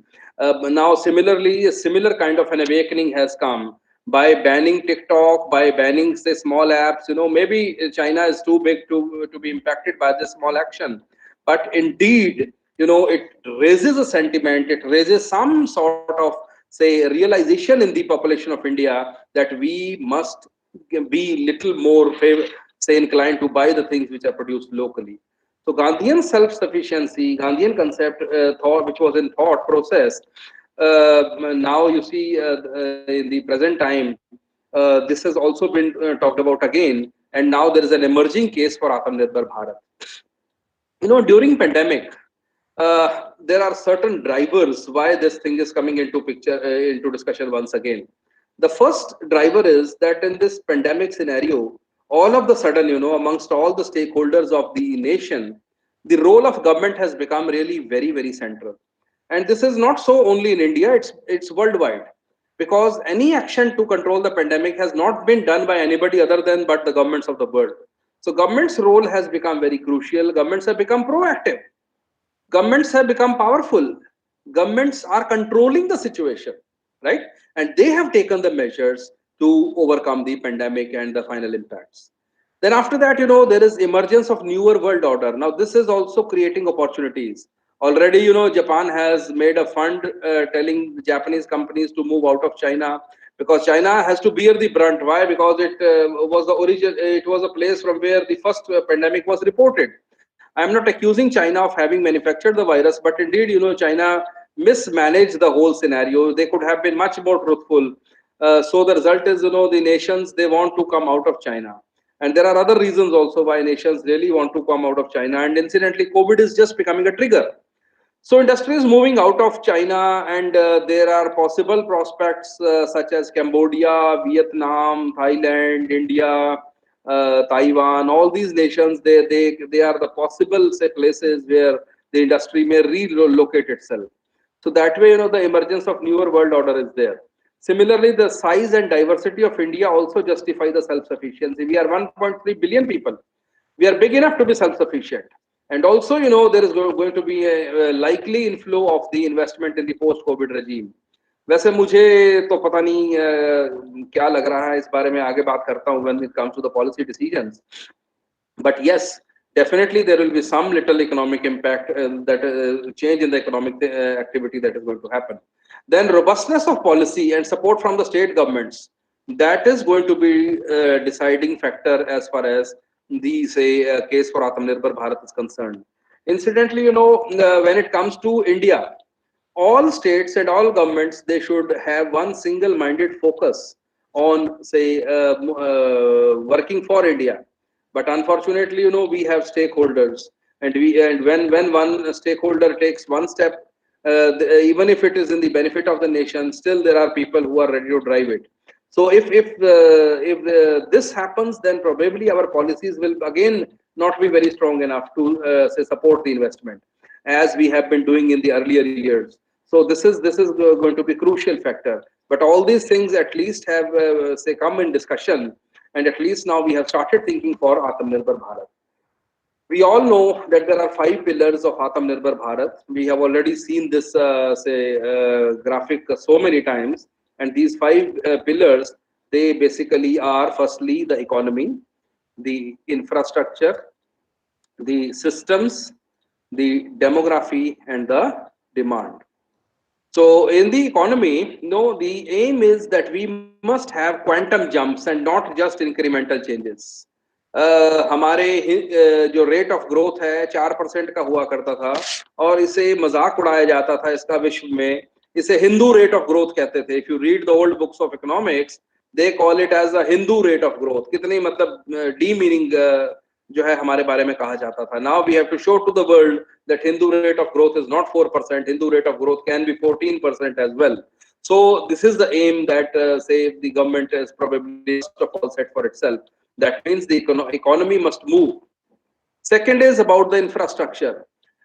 When we go abroad, we are spellbound by the wonderful infrastructure which those people have. Look at their transport facilities.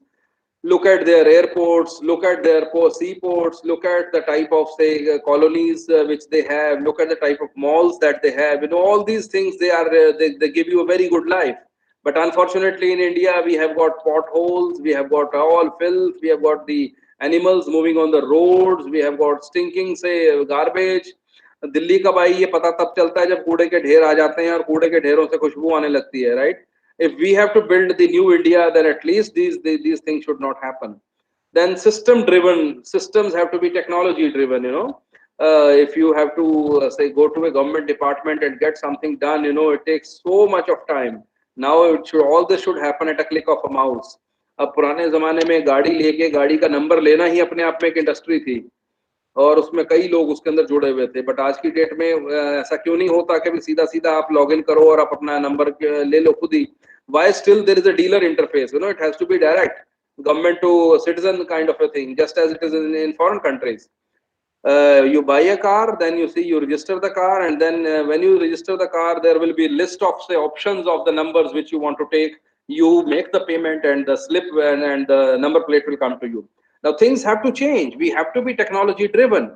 And COVID ने थोड़ा सा ये काम तो किया है. Nowadays a lot of things are being done online. Admissions are online, everything, many say education is becoming online. So all these things, they have to be system driven. Then demography, the vibrant demography of the largest democracy. This is again a very big asset for India. But the problem is that if we will not use this vibrant demography for the benefit of the nation, then this can be a liability as well. So here the role of you and me, here the role of we teachers becomes really very, very important.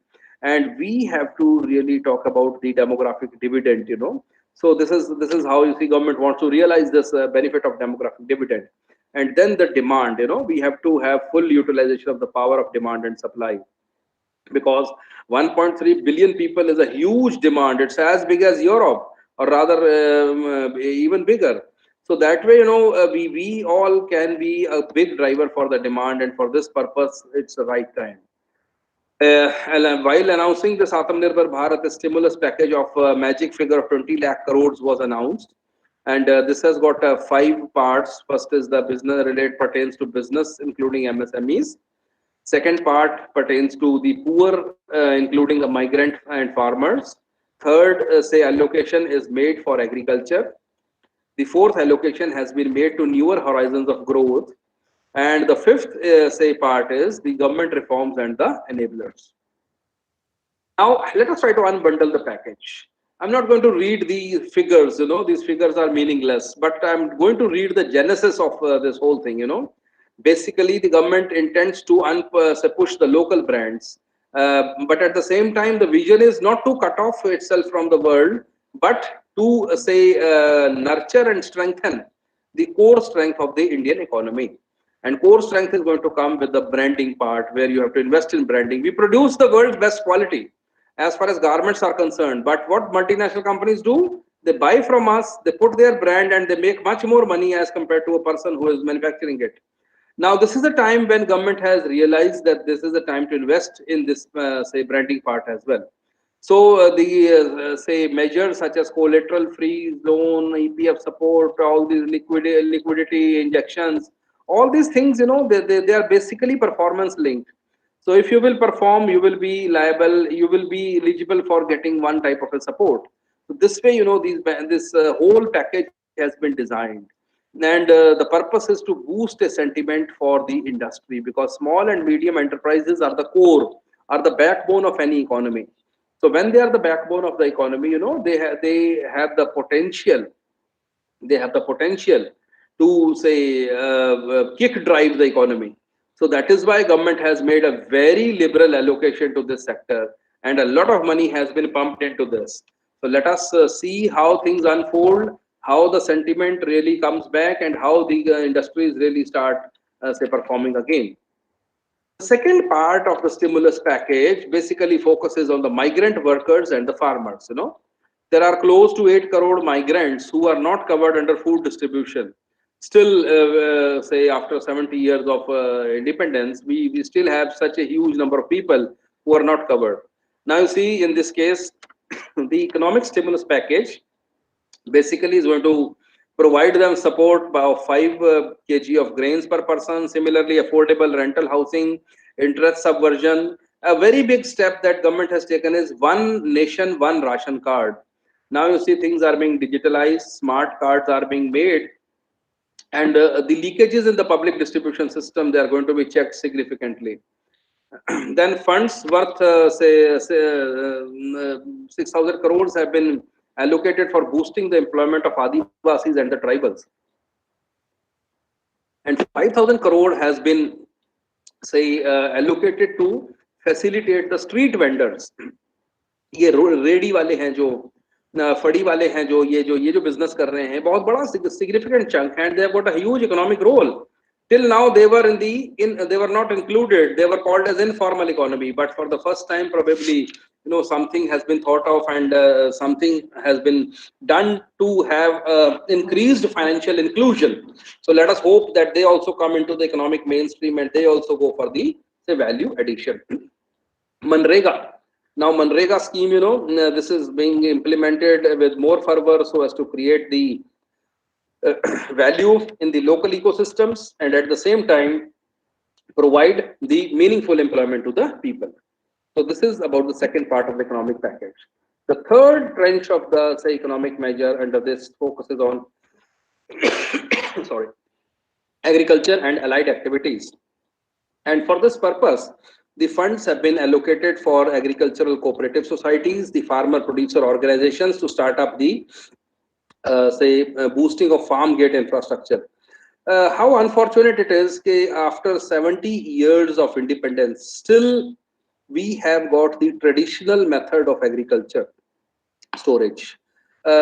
किसान बड़ी मेहनत करके फसल को उगाता है, पर वो फसल जब मंडी की तरफ आती है तो उसकी कितनी बेकदरी होती है, उसकी कितनी बेइज्जती होती है, वो देख के मन रोता है। किस तरह से फसल को जमीन पर गिराया जाता है, और फिर किस तरह से उसको पैक किया जाता है, कहाँ उसको स्टोर किया जाता है, कहाँ उसको चूहे और वो सब खा जाते हैं, उसके अंदर इतना जहरीले केमिकल्स डाले जाते हैं और फिर वो सब कुछ हम खाते हैं। मतलब समझ नहीं आ रहा कि हम कैसा भारत बना रहे हैं। हम अपनी ही सेहत के साथ खिलवाड़ कर रहे हैं। हम 70 साल में ऐसा सिस्टम नहीं इवॉल्व कर पाए। पता नहीं क्यों ऐसा प्राइवेट इन्वेस्टमेंट को इससे रोका जा रहा है। ठीक है, एग्रीकल्चरल मंडियां they are good, right, but at the same time you know they have to transform with the changing times. They should be technology driven. सीधा सीधा खेत से आजकल मशीन चलती है, वो वहीं से हार्वेस्टिंग करती है। You'll have to excuse me for a minute. I'll just take this call. It's slightly important, you know. Just give me a minute. Hello. जी जी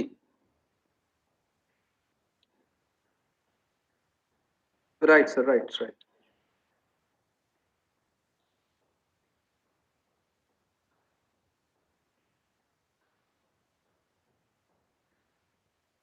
right sir, right right right.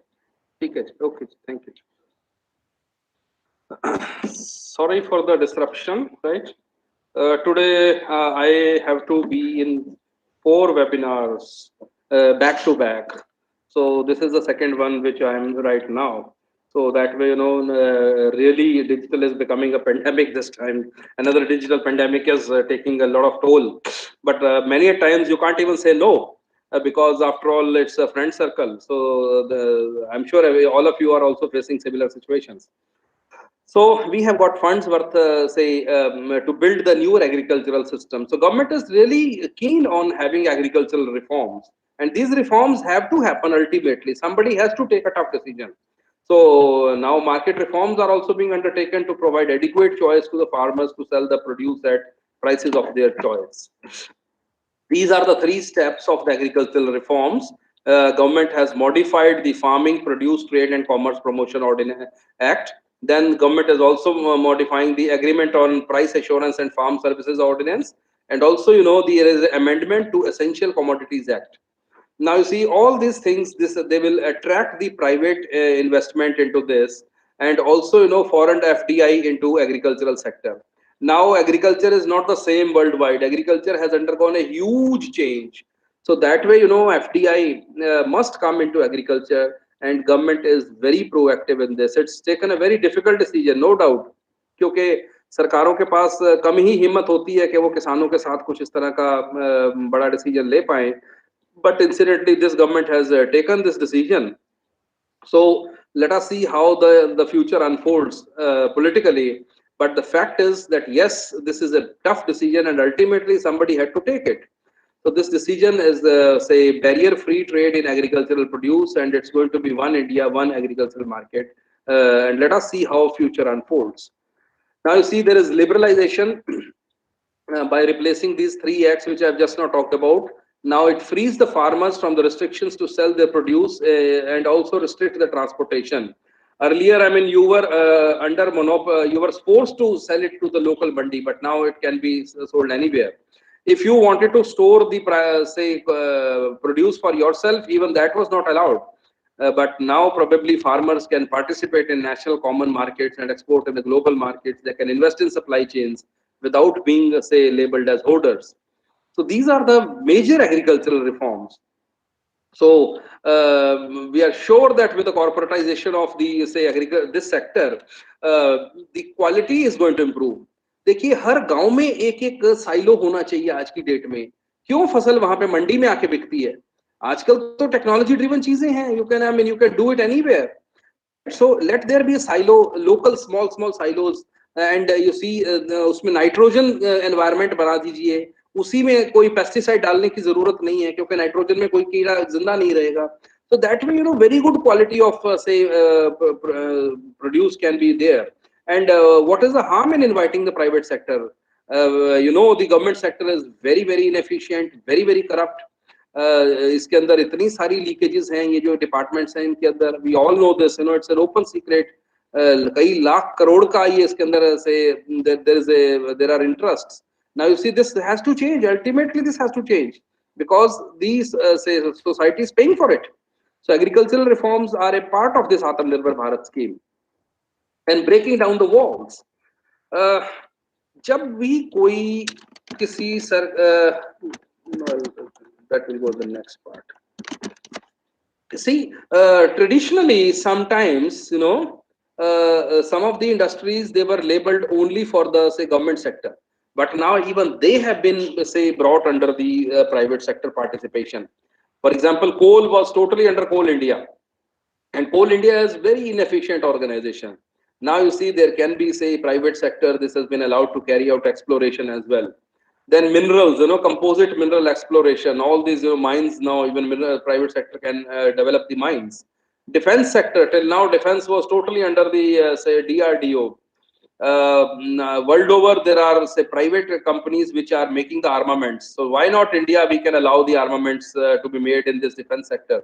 FDI limits has also been brought under automatic route and has been raised to 74%. Now this is a very big decision, Why we have to buy a Rafale from France? Why can't we have our own Rafales? इतने सालों में Hindustan aeronautics limited ने क्या एक छोटा सा हवाई जहाज बनाया 70 साल में, और वो भी जो है वो कुछ भी नहीं है, वो देखा जाए तो वो छोटा सा हवाई जहाज अजीत के नाम से जो है वो, राइट, NAT, वो भी रशिया की मदद से बनाया था इन्होंने. So now you see, ultimately they have to be answerable to the society. So let there be some, say, efficiency into this. Civil aviation, now you see, 60% of the space is freely available. Power sector, say a lot of private participation is coming. So that way, these reforms are really, they needed a huge spine. बड़ी हिम्मत चाहिए थी ये करने के लिए. So they have been finally done. अब हमने सारी दुनिया घूम ली, स्पेस बचा था. So now the space has also been introduced in privatization, and there is planetary exploration. अगर आपको मार्स से कोई मिनरल्स लेके आने हैं, आप अपनी कंपनी बना के ये काम कर सकते हैं. Atomic energy, even these sectors, the mindset, it's a big change in the mindset. So the government has made a huge change. They have broken down the walls. They have really given a new perspective to thinking.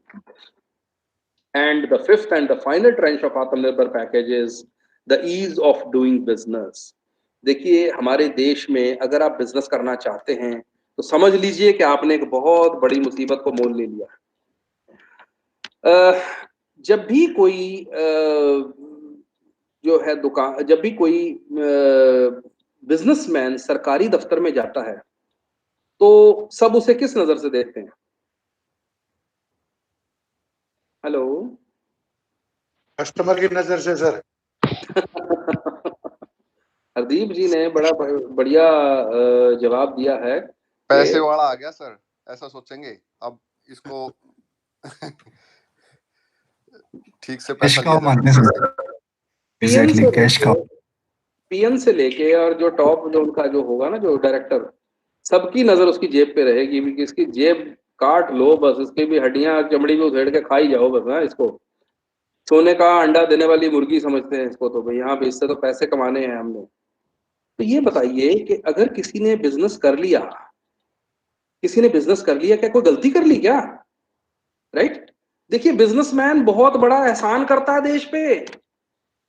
Yes, businessman बहुत बड़ा एहसान करता है देश पे. Business है तो देश चलता है, बिजनेस नहीं होगा तो देश ही नहीं चलेगा. They create value. So this is very, very important. This is really very, very important that we give an ecosystem to the business to prosper. पिछले 20 साल में, विजय जी, आप मीरपुर यूनिवर्सिटी में हैं, कौन से डिपार्टमेंट में? Sir good afternoon. Vijay sir, department of commerce he sir. Okay, very good, right. तो पिछले 20 साल में विजय जी, आपने हरियाणा में कोई भी फैक्ट्री लगी हुई देखी है? नहीं, बड़ी फैक्ट्री? बड़ी तो कम ऑब्जर्वेशन में आई है सर. छोटी तो एक आधे नहीं देखी है, क्योंकि रोहतक से रेवाड़ी आते तो. जी.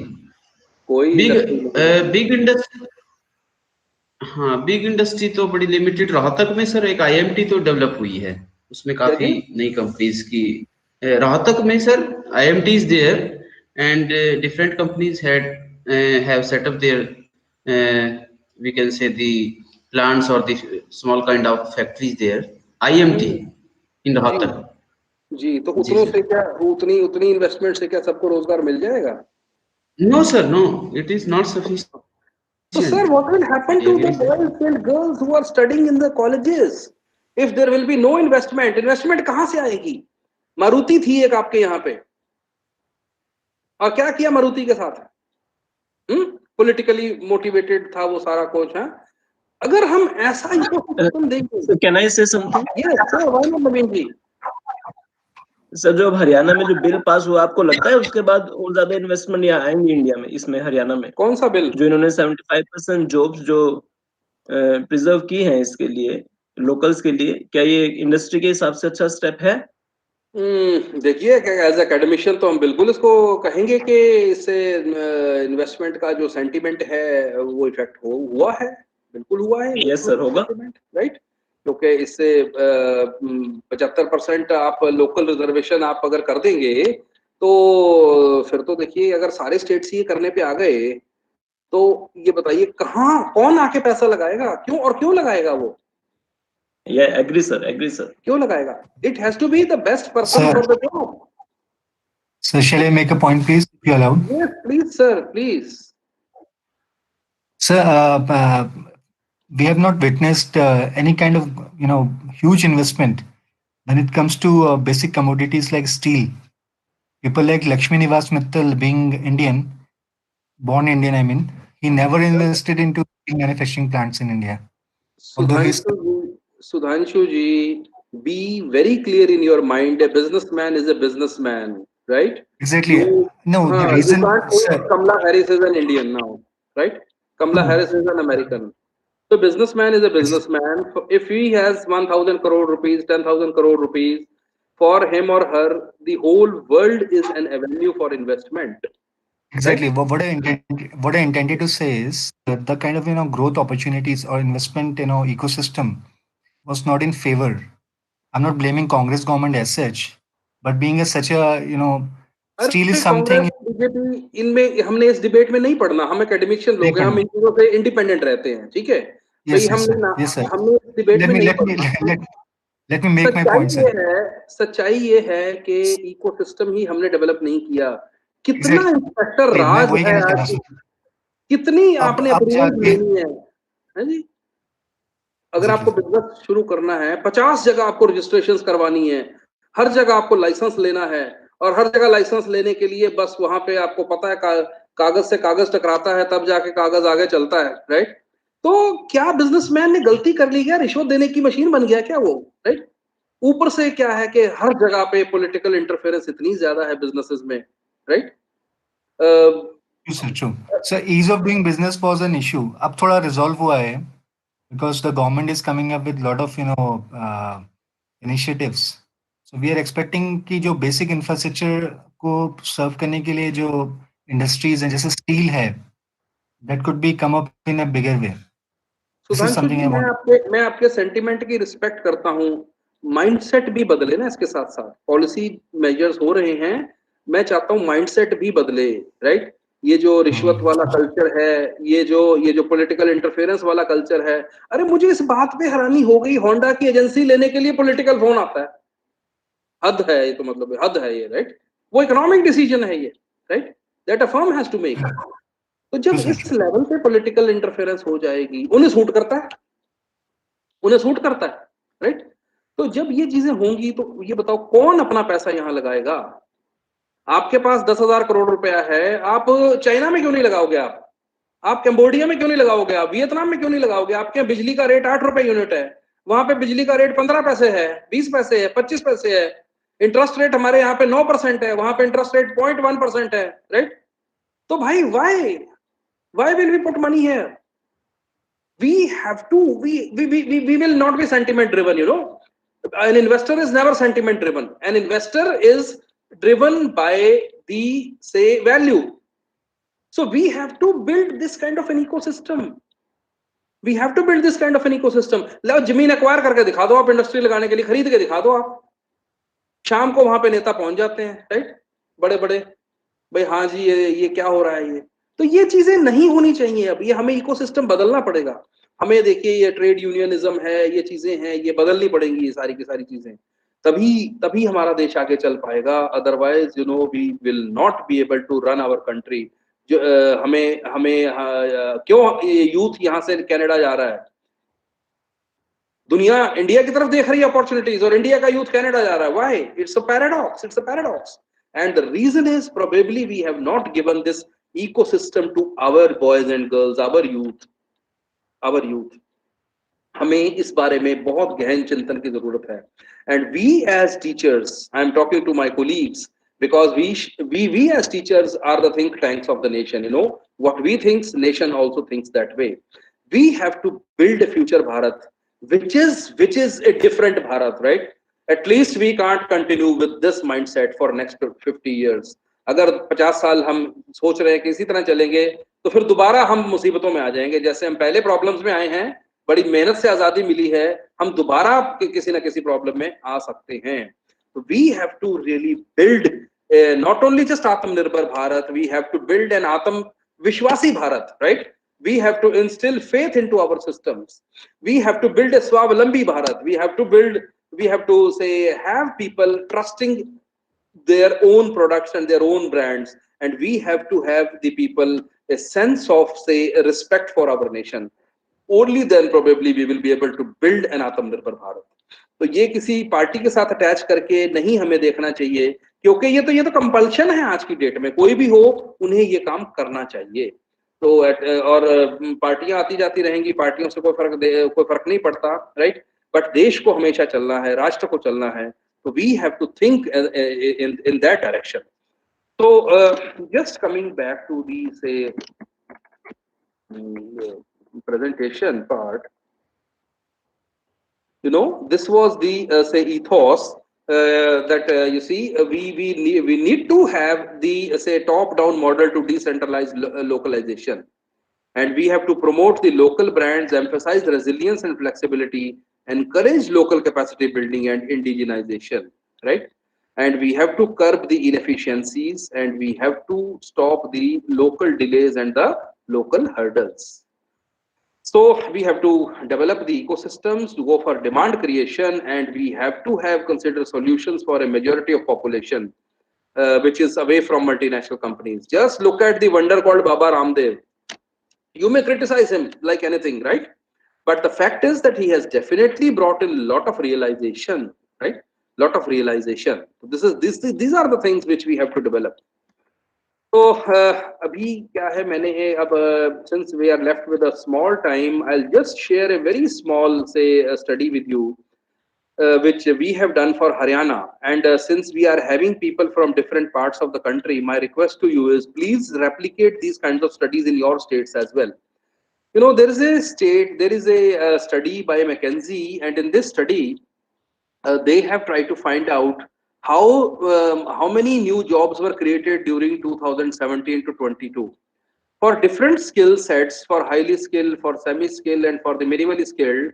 You know, 9.51 lakhs were created for minimally skilled, 6.67 for semi-skilled, and 1.91 for the skilled workforce. And net addition to the workforce has been this much. And the result is there is a demand supply gap at different skill sets, right?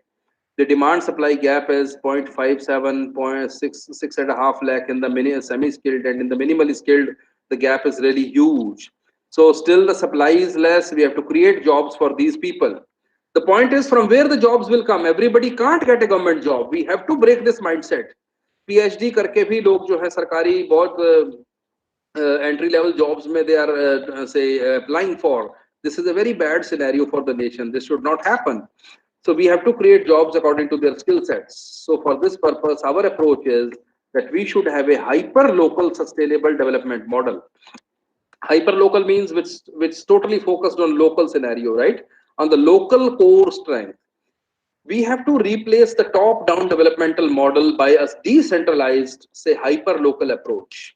And we have to build on the core strengths in the expertise prevalent in the region and encourage capacity building. ये बहुत जरूरी है, ये करना पड़ेगा हमारे को. We have to incubate. the downstream capability in the applications which are based on core strength, and we have to concentrate on creating sustainable local ecosystems. We have to promote resilience and flexibility, and we have to design the commensurate policy reforms. So this is a broad vision, which a study which I have done with my colleagues. We are developing a roadmap, and for this purpose, we have to develop the hyper clusters which are based on local expertise, workable energy. Now it can't be all theoretical. We have to come up with concrete solutions now. You see, Swadeshi, Swabhiman, and Swavalamban and Atam Vishwas. These will be the linkages to the Indian roots which we have to go for. We have basically, I will just discuss with you this small, say, one slide, and then after that, I will stop the presentation and we will go more for, say, discussion. So you see, what we propose is that government should support these 10-star industries. And these 10-star industries will be the key sectors for the industry. And these 10 stars, they are the ones who are going to, say, contribute towards, say, developing an industrial base for Haryana. And the industries which we propose are the horticulture and the value-added agriculture, then the agricultural trading and processing zones, rejuvenation of the established industries, heritage and religious tourism, then wellness tourism industry has got a lot of scope, then events, entertainment and recreation industry, the waste disposal industry, the logistics industry, the knowledge industry, and the pharma processing zone. Now, these are the key sectors of the industry which we all have to build, and the government must support them. And you see, these industries are going to take care of all the skill sets. For the knowledge workers, we have these two industries. For the skilled and semi-skilled, we propose that these two industries would take care of them. For the semi-skilled or the self-employed workforce, these three industries. And for the minimally skilled, we will have these three industries. For the minimally skilled, there will be value-added agriculture, horticulture, and existing industry rejuvenation. For the semi-skilled, say heritage and religious tourism, say wellness tourism and event and entertainment industry, they will take care of it. For the logistics, we'll have the, say, skilled and self-employed workforce, which will be there for the waste to energy disposal. And for the knowledge workers, we can have the knowledge-based industries, IT, and we can also go for the botanicals, bioactivities, and pharmaceuticals. So this is the integrated approach to industry cluster development, which we have proposed. We are developing a study and we may present it to the government. So you see, these are the things which we should develop. Similarly, we had done this for Punjab also, and for Punjab, we had proposed the set of industries, particularly, the rejuvenation of the old industries. There are key industries in the agriculture in Punjab, and a lot of, say, inputs can go in these industries. So with this, say, I will come to the, I would prefer to stop the presentation, and I would like to have, say, discussion now, because I've been speaking for, say, two and a half hours. Now, let us all, say, discuss something, and we have your views on this. Atmanirbhar and, say, rebuilding economy, how we can do, what we should do, and what is your forecast, what is your take? Yes. Sir, shall I say something? Sure, Sudhanshu. You are from Doon University, na, Sudhanshu? Yes, sir. Yes, sir. Yes, sir. Oh, Pranam, sir. Okay, right. I wanted to reconfirm. Yes, sir. Pranam, sir. Sir, I was about whenever we have such a big mission in place, we should go for, as a university, our involvement and responsibility goes high when it comes to taking care of such a big ambitious and nationwide initiative. So what could be the possible role of universities, sir, when it comes to Atmanirbhar Bharat mission? I'm calling it mission because it is a mission, rather. And how we can contribute as a stakeholder. You see, universities have got a very, very important role. Rather, Atmanirbhar Bharat should be knowledge-driven Bharat, right? And for knowledge, being a knowledge-driven Bharat, the role of the colleges and universities become very central. The first thing is, we are think tanks of the nation, and as think tanks, please be expressive, right? Please talk. The problem is there is no use of doing a theoretical research wherein you are talking about perceptions of people, running data analysis and all that. Now go for real, practical, pragmatic research questions, right? So this can be the starting point. So when your students come to you for your MBA projects, for the projects related to say their PhD and all that, give the topics which are meaningful, right? This is the first thing. Second thing is, develop the pressure groups and the think tank professional forums wherein you talk and you express this, right? Wherein you talk and you express this. Because traditional press would have its own agenda, right? Not much of hope coming from them. But we can develop our alternate communication channels where if you speak, it makes sense, right? Where if you speak with facts, it makes sense.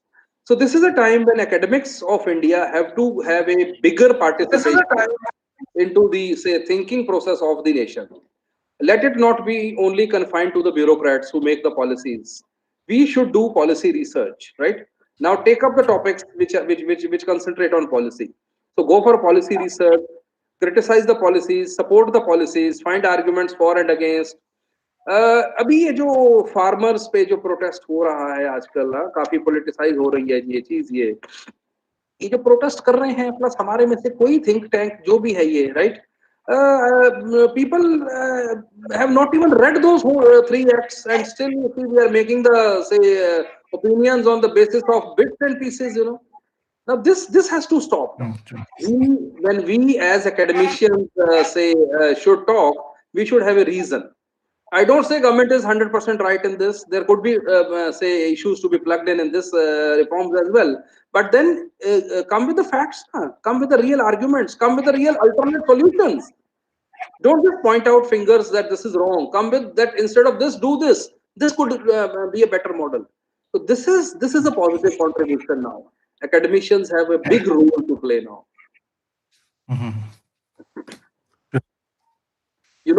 Michael Porter's celebrated book, The Competitive Advantage of Nations.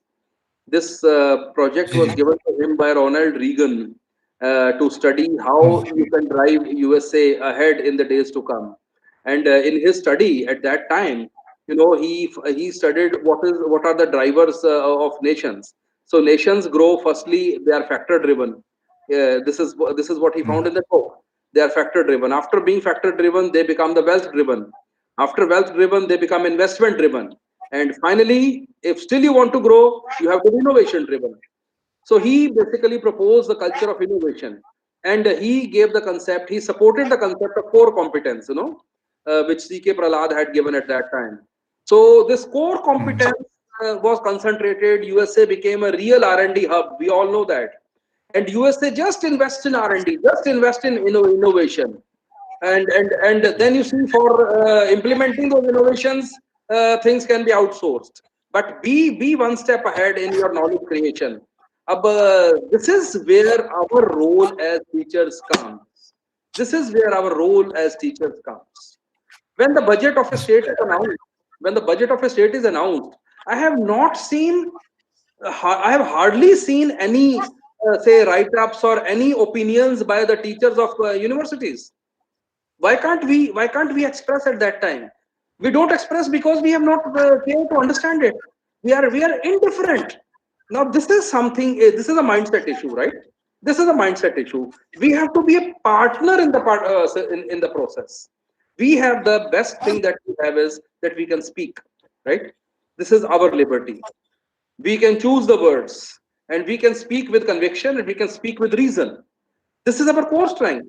So as teachers, don't dilute this strength. Don't dilute this strength. Strengthen it, right? And then you will find that, yes, we are taken seriously. Today, if a teacher goes to any place and says, okay, I can do this study for you, people don't even believe them. This is and to some extent, we ourselves are also to be blamed for this, right? So I think so now it's the time when we have to change all this. This change has to come. Thank God things are getting merit driven nowadays, right? Meritocracy is there. You can't be say below one level of merit to gain entry into the academic system now, right? So by this meritocracy, I think so more and more say people will say be knowledge driven, and they will contribute towards say being better say knowledge creation and knowledge dissemination scenario in the country and in their respective places. Right, sir.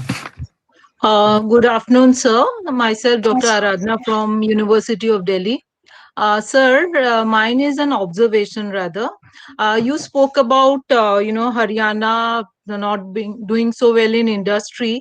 But sir, since 2000, Haryana is the largest getter of FDI. And on the other hand, sir, Haryana and Punjab are our granaries of our country. So we have the pride that these two states are being counted as the the best thing as regards agriculture produce is concerned. And sir, there has been people, you talked about Maruti, you talked about Honda. There is also Jindal also. So things we I'm from economics, so sir we understand ki there are backward and forward linkages. So sir, irrespective of the government, if the party in power, I mean to say, that if a particular industry or like Maruti or Honda comes up, there will be some kind of spillover, forward backward linkages.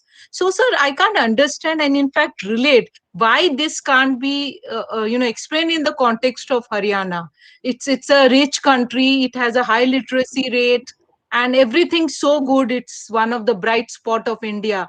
So sir, why it's like that, sir? If you can explain the point which I'm asking, like why is Yes, like. very important point, madam, you have said. Firstly, if it is a recipient of high amount of FDI, this FDI is primarily coming in the NCR region, primarily into Gurgaon or Faridabad and all those areas which are already industrially rich. So a lot of FDI is coming there, multinational companies are coming there. There we have the ecosystem, but still infrastructure needs to be strengthened there also. The spillover in rest of Haryana has not happened, and this has not happened because of several reasons, right? I guided a PhD in 2006 that was on location strategies, and we had taken dairy industry and rice sheller industry for this. And the findings of the study are that the factor which drives a person to locate his industry, it is not infrastructure, it's not anything. Rather, it is the micro environment. Rather, it is the micro environment of a place that allures someone to set up a factory in that area. Incidentally, Haryana, we have to struggle to build that micro environment into the hinterland. What do you mean by microenvironment? Microenvironment means the local ecosystems, whether they are supportive of the say industry or not. And local ecosystems involve almost everything, right? It involves almost all the stakeholders, stakeholders who can disrupt the functioning of the industry. So this is the reason why we find that the industrial units have not picked up, right? Why we find that type of investment has not taken up in our areas. Yes, as far as granary is concerned, I agree with you that the core strength of Haryana lies in agriculture. But then you see the change should come with time as well. We can't continue to rely on the traditional wheat and paddy cycle, which is eroding the say ground level water. We are using pesticides, insecticides to unacceptable levels as far as global standards. We have to go for some corporatization. We have to be innovation driven. We have to be value add. We have to go for value addition, and this will come when we will keep politics away from business, right? When will come politics away from business. Absolutely, So this is the micro environment, right? Punjab at one point of time was a heaven for small industry, right? You start from Amritsar. Amritsar was famous for textiles, Jalandhar for sports goods, and a lot of small SSI was there. Ludhiana, again, you see, wonderful place for industry. After that, Mandi Gobindgarh for this iron and steel industry. So every city had one core cluster which has emerged organically without much of a government support. But the micro environment of the state finally dampened the investor mindset, and the industry moved out of Punjab. So this is the micro environment. Now, why there is investment in NCR region? Because there the stakeholders of those micro environments are not strong enough to interfere, right? To the extent. But in rest of Haryana, they are strong enough. So that is why we find less investment coming into these places. Madam, investment must come, otherwise jobs will not be created. And if jobs will not be created, what will these young boys and girls with different skill sets do? We have to have some investment coming in. And Haryana badly needs investment. It cannot be totally government investment only. It has to be private sector investment as well. And people of Haryana are rich enough, but they don't have the investor courage to put in their money. This that's a good sentiment has point, to sir. be changed. This sentiment has to be changed. That's a very So valid point, sir. Thank you so much, sir. Impressed. can I quickly ask you one more question, sir, if you permit? Sure, why not, Sudhanshuji? Talking to you is always a pleasure. Yes. Sir, my question is more pertaining to the higher education sector, because in days to come, it will be a kind of, area of investment. It will be a open, investment industry. So how you, as a person with the wisdom, how you see this industry as investment, when it comes to investment, because a lot of, being the stakeholder, we are like, we will be remain the part of the industry, and what will I be our am role in the Yes, change yes, time? I got the genesis of your question. Sudhanshuji, first of all, I'm very happy that at least, academicians have started accepting that this is an industry. We are living under a false fallacy that this is service. Education is no longer a service now. Education is an industry wherein the issues of return on investment and payback, they are a issue which we all have to talk about. You see, even government is feeling that yes, now they have become too costly, and we need to question them as far as the return is concerned. I know a lot of debate can be generated on these, but the truth is that every activity must be answerable in terms of ROI. So, as far as future of education industry is concerned, we are going to witness FDI in this sector as well, and we are going to witness, particularly with the change mindset in the national education policy that is coming. It is going to allow the foreign people also coming. We will witness investments into this sector, and it's going to be a huge change. The traditional degree system is going to undergo a change. Now it's going to be a skill set, right? Now it's going to be a skill set, right? So skill based, small competence based kind of the education package products are going to come. So maybe these will sell more because they will give direct employment to the people, and they will get the payback immediately. So maybe the universities will have to retool, they'll have to redesign their degree programs, which comprise of small interconnected modules. And these interconnected modules a person can do at different points of time, and then finally, at some point of time there can be certification, right? So this is a big change that is going to come, and I predict that by 2035 we are going to witness big shakeups in the industries. Traditional universities like mine, right, they also will have to realign. We need a different mindset. It's a complete systems overall. अब एक simple सी बात बताता हूं आपको, CGPA है ये, right? CGPA से हम लोग एडमिशन CGPA आजकल आ रहा है हमारी DMC के अंदर लिखा हुआ, मार्क्स उसके अंदर मार्क्स मेंशन ही नहीं हो रहे हैं, राइट? हमारी यूनिवर्सिटी ने शुरू कर दिया है, पर जब आपने एडमिशन करना होता है तो आप मार्क्स के बेस पे करते हो। CGPA से आप मार्क्स बनाते हो, जो ओरिजिनल मार्क्स हैं उनका और CGPA से बनाए हुए मार्क्स का डिफरेंस होता है, right?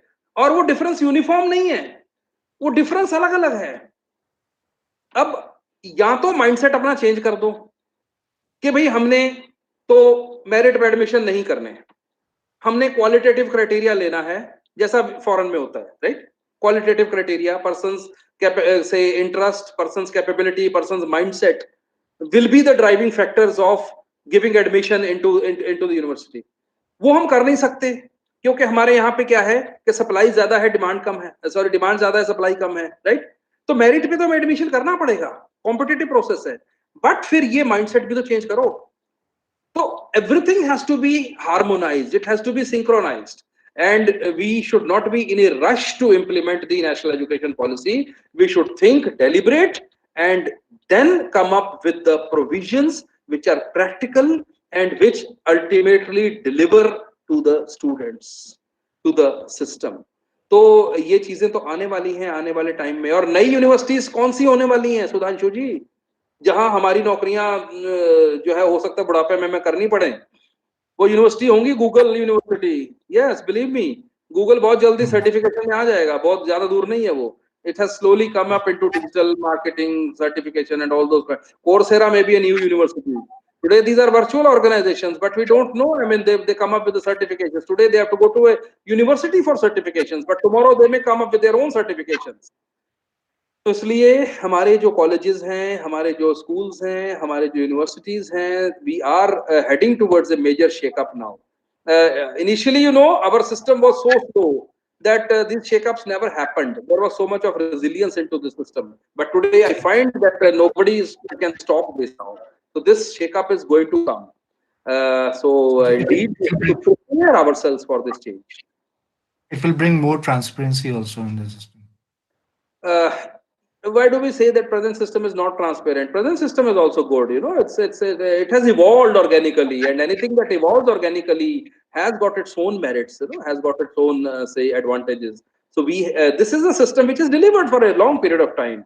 But now if we want to grow more with the quantum jump, I think so we would need some kind of a system change. Yes. Thank you, sir.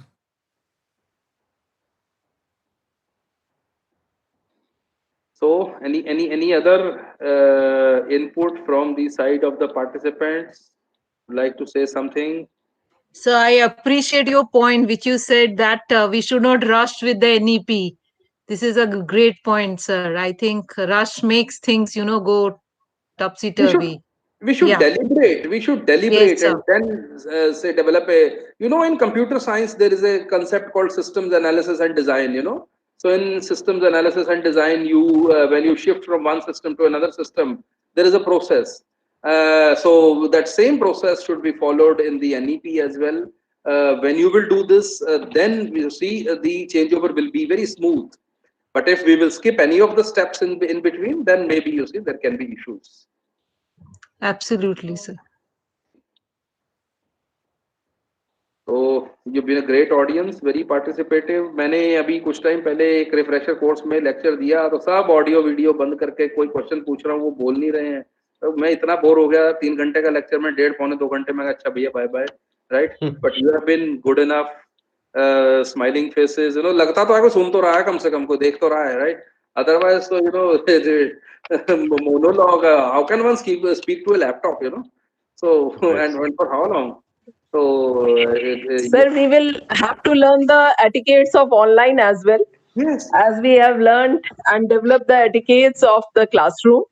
So these online classrooms also need to learn because since it's a very new for all of us, but in the other countries, it's quite an old platform. Yes. Very right. For us, it's something new and we are still learning. And hopefully, by the next year, we will be organizing these kind of programs. I hope everybody would first be given a lecture on how to behave on the online classes. Now we have already included it in our syllabus. ये मैंने जी. Shefali ma'am, we are Okay. evolving. Yes, we are Shefali evolving. ma'am, we are evolving. As sir said, we are evolving. It's also a learning. मैं यहाँ add करना चाहूँगा Yes. Madam जी. कि जो new generation of teachers है जो मेरे सामने है इस टाइम, मुझे इनसे जी. बहुत ज्यादा होप है और मैं बहुत ज्यादा ना जब इनके चेहरे देखता हूँ तो यहाँ से मुझे पॉजिटिविटी आती है. अदरवाइज तो हमारा सिस्टम इतना बर्बाद हो चुका था. अब ये close door, I hope it's not recorded, you know, इतना बेकार हो चुका था कि बहुत ज्यादा पेसिमिज्म आ रहा था. बट ये वो जनरेशन है जिनकी आंखों में मैं चेंज देखता हूँ. These are the young boys and girls who have joined the profession. They are the drivers of the change, right. तो ये बदलाव जरूर लाएंगे. जहां जहां हम काम कर रहे हैं उसके लिए हमें कोई बड़ी hi fi A++ grade university में होने की जरूरत नहीं है. उसके लिए हम जिस कॉलेज में, जिस गांव में काम कर रहे हैं, वहां पर हम बड़ा भारी चेंज ला सकते हैं. जिस शहर में काम कर रहे हैं वहां पर हम बड़ा भारी चेंज ला सकते हैं. मुझे इनसे बड़ी उम्मीद है. और अब ये micro circles of excellence emerge हो रहे हैं, right. These micro circles of excellence are emerging. तो वो जो जनरेशन थी भी जो पहले दिन रजिस्टर बनाया था और रिटायरमेंट के टाइम पे तक वही चलता रहा, रजिस्टर गल गया, राइट, कंटेंट नहीं बदला, वो नहीं है. अब ये this generation is really good, smart. And when Tejinder sir, I you have already coronated some of my friends with vice chancellorship, deanship, and everything. I think we are spirited. So we'll be sincerely doing our research and work. कहाँ से आएंगे vice chancellor और deans? आप ही में से तो आने हैं. We take it seriously, sir. जी, तो it's good. Leadership development is important. Academic leadership is under crisis. We don't have good vice chancellors. Very important. We don't have good And sir, we are facing a severe crisis. We are facing a severe crisis in our country of academic leadership. Yes. तो वो कहाँ से आएंगे? वो भी तो इसी तरह आएंगे ना कि आप हमारे टीचर ही बने रह जाते हैं. मैं तो क्लास पढ़ानी है. क्लास नहीं भाई. Be active in corporate life. Be a complete teacher. और complete teacher बनने के लिए ये सब जरूरी है. हर एक कागज से डरो मत. नोटिंग्स को सीखो, प्रोसीजर्स को सीखो, सिस्टम को सीखो, जो अकाउंट्स कोड है उसको पढ़ो, राइट. तो you will find, I mean, you see this things are not. अभी मैं आपको एक एग्जांपल देती हूँ सर. अभी yes, exactly. I would also like to share one example of our Department of Hotel Management. In this time, sir, we have included two industrialists two industrialists as a part of our PGBOS. And you know, the one was chef, and she is running her own enterprise in Delhi. She is having her own restaurant, and you know, she extended so much support to us that she said that she will be contacting a lot of other chefs, and she will be bringing the various specialized cuisines to our classrooms, and that too online, where the students need not to come, as this is a COVID time.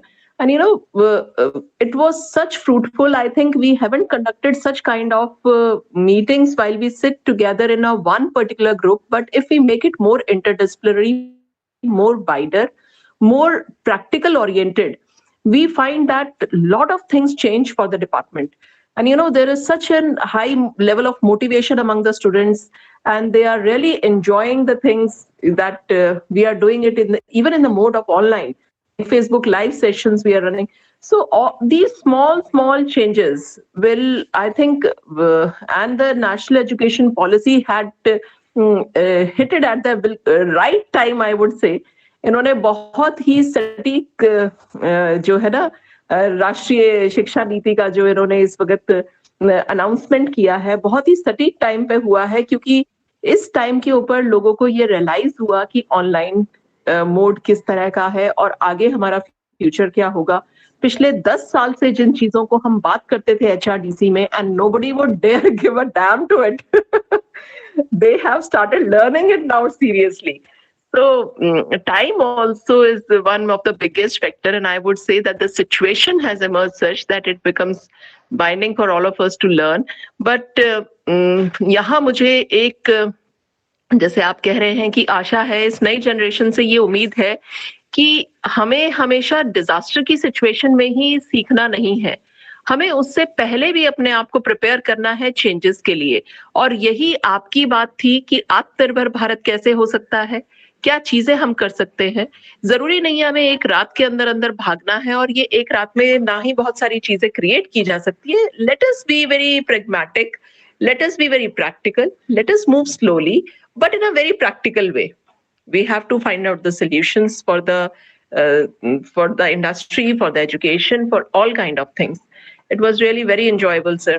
बहुत सारी learning, बहुत सारी knowledge, बहुत सारी information हमें मिली आपके इस session से, और I hope that the participants have also enjoyed even their question answer session.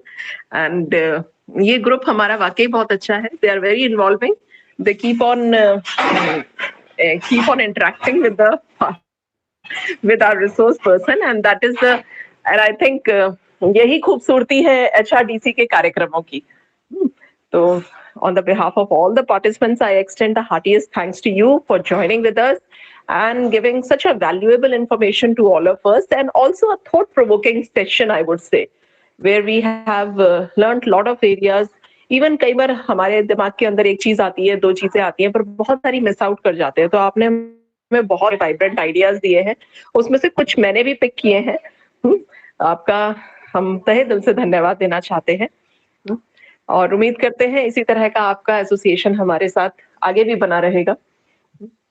बिल्कुल madam, it's always a pleasure to be associated with your academic activities, and I am also very thankful to you for this opportunity, and now I have to rush to the next webinar, so I'll take a leave, and it's been a really great pleasure. आपका एक और भी सत्र है sir.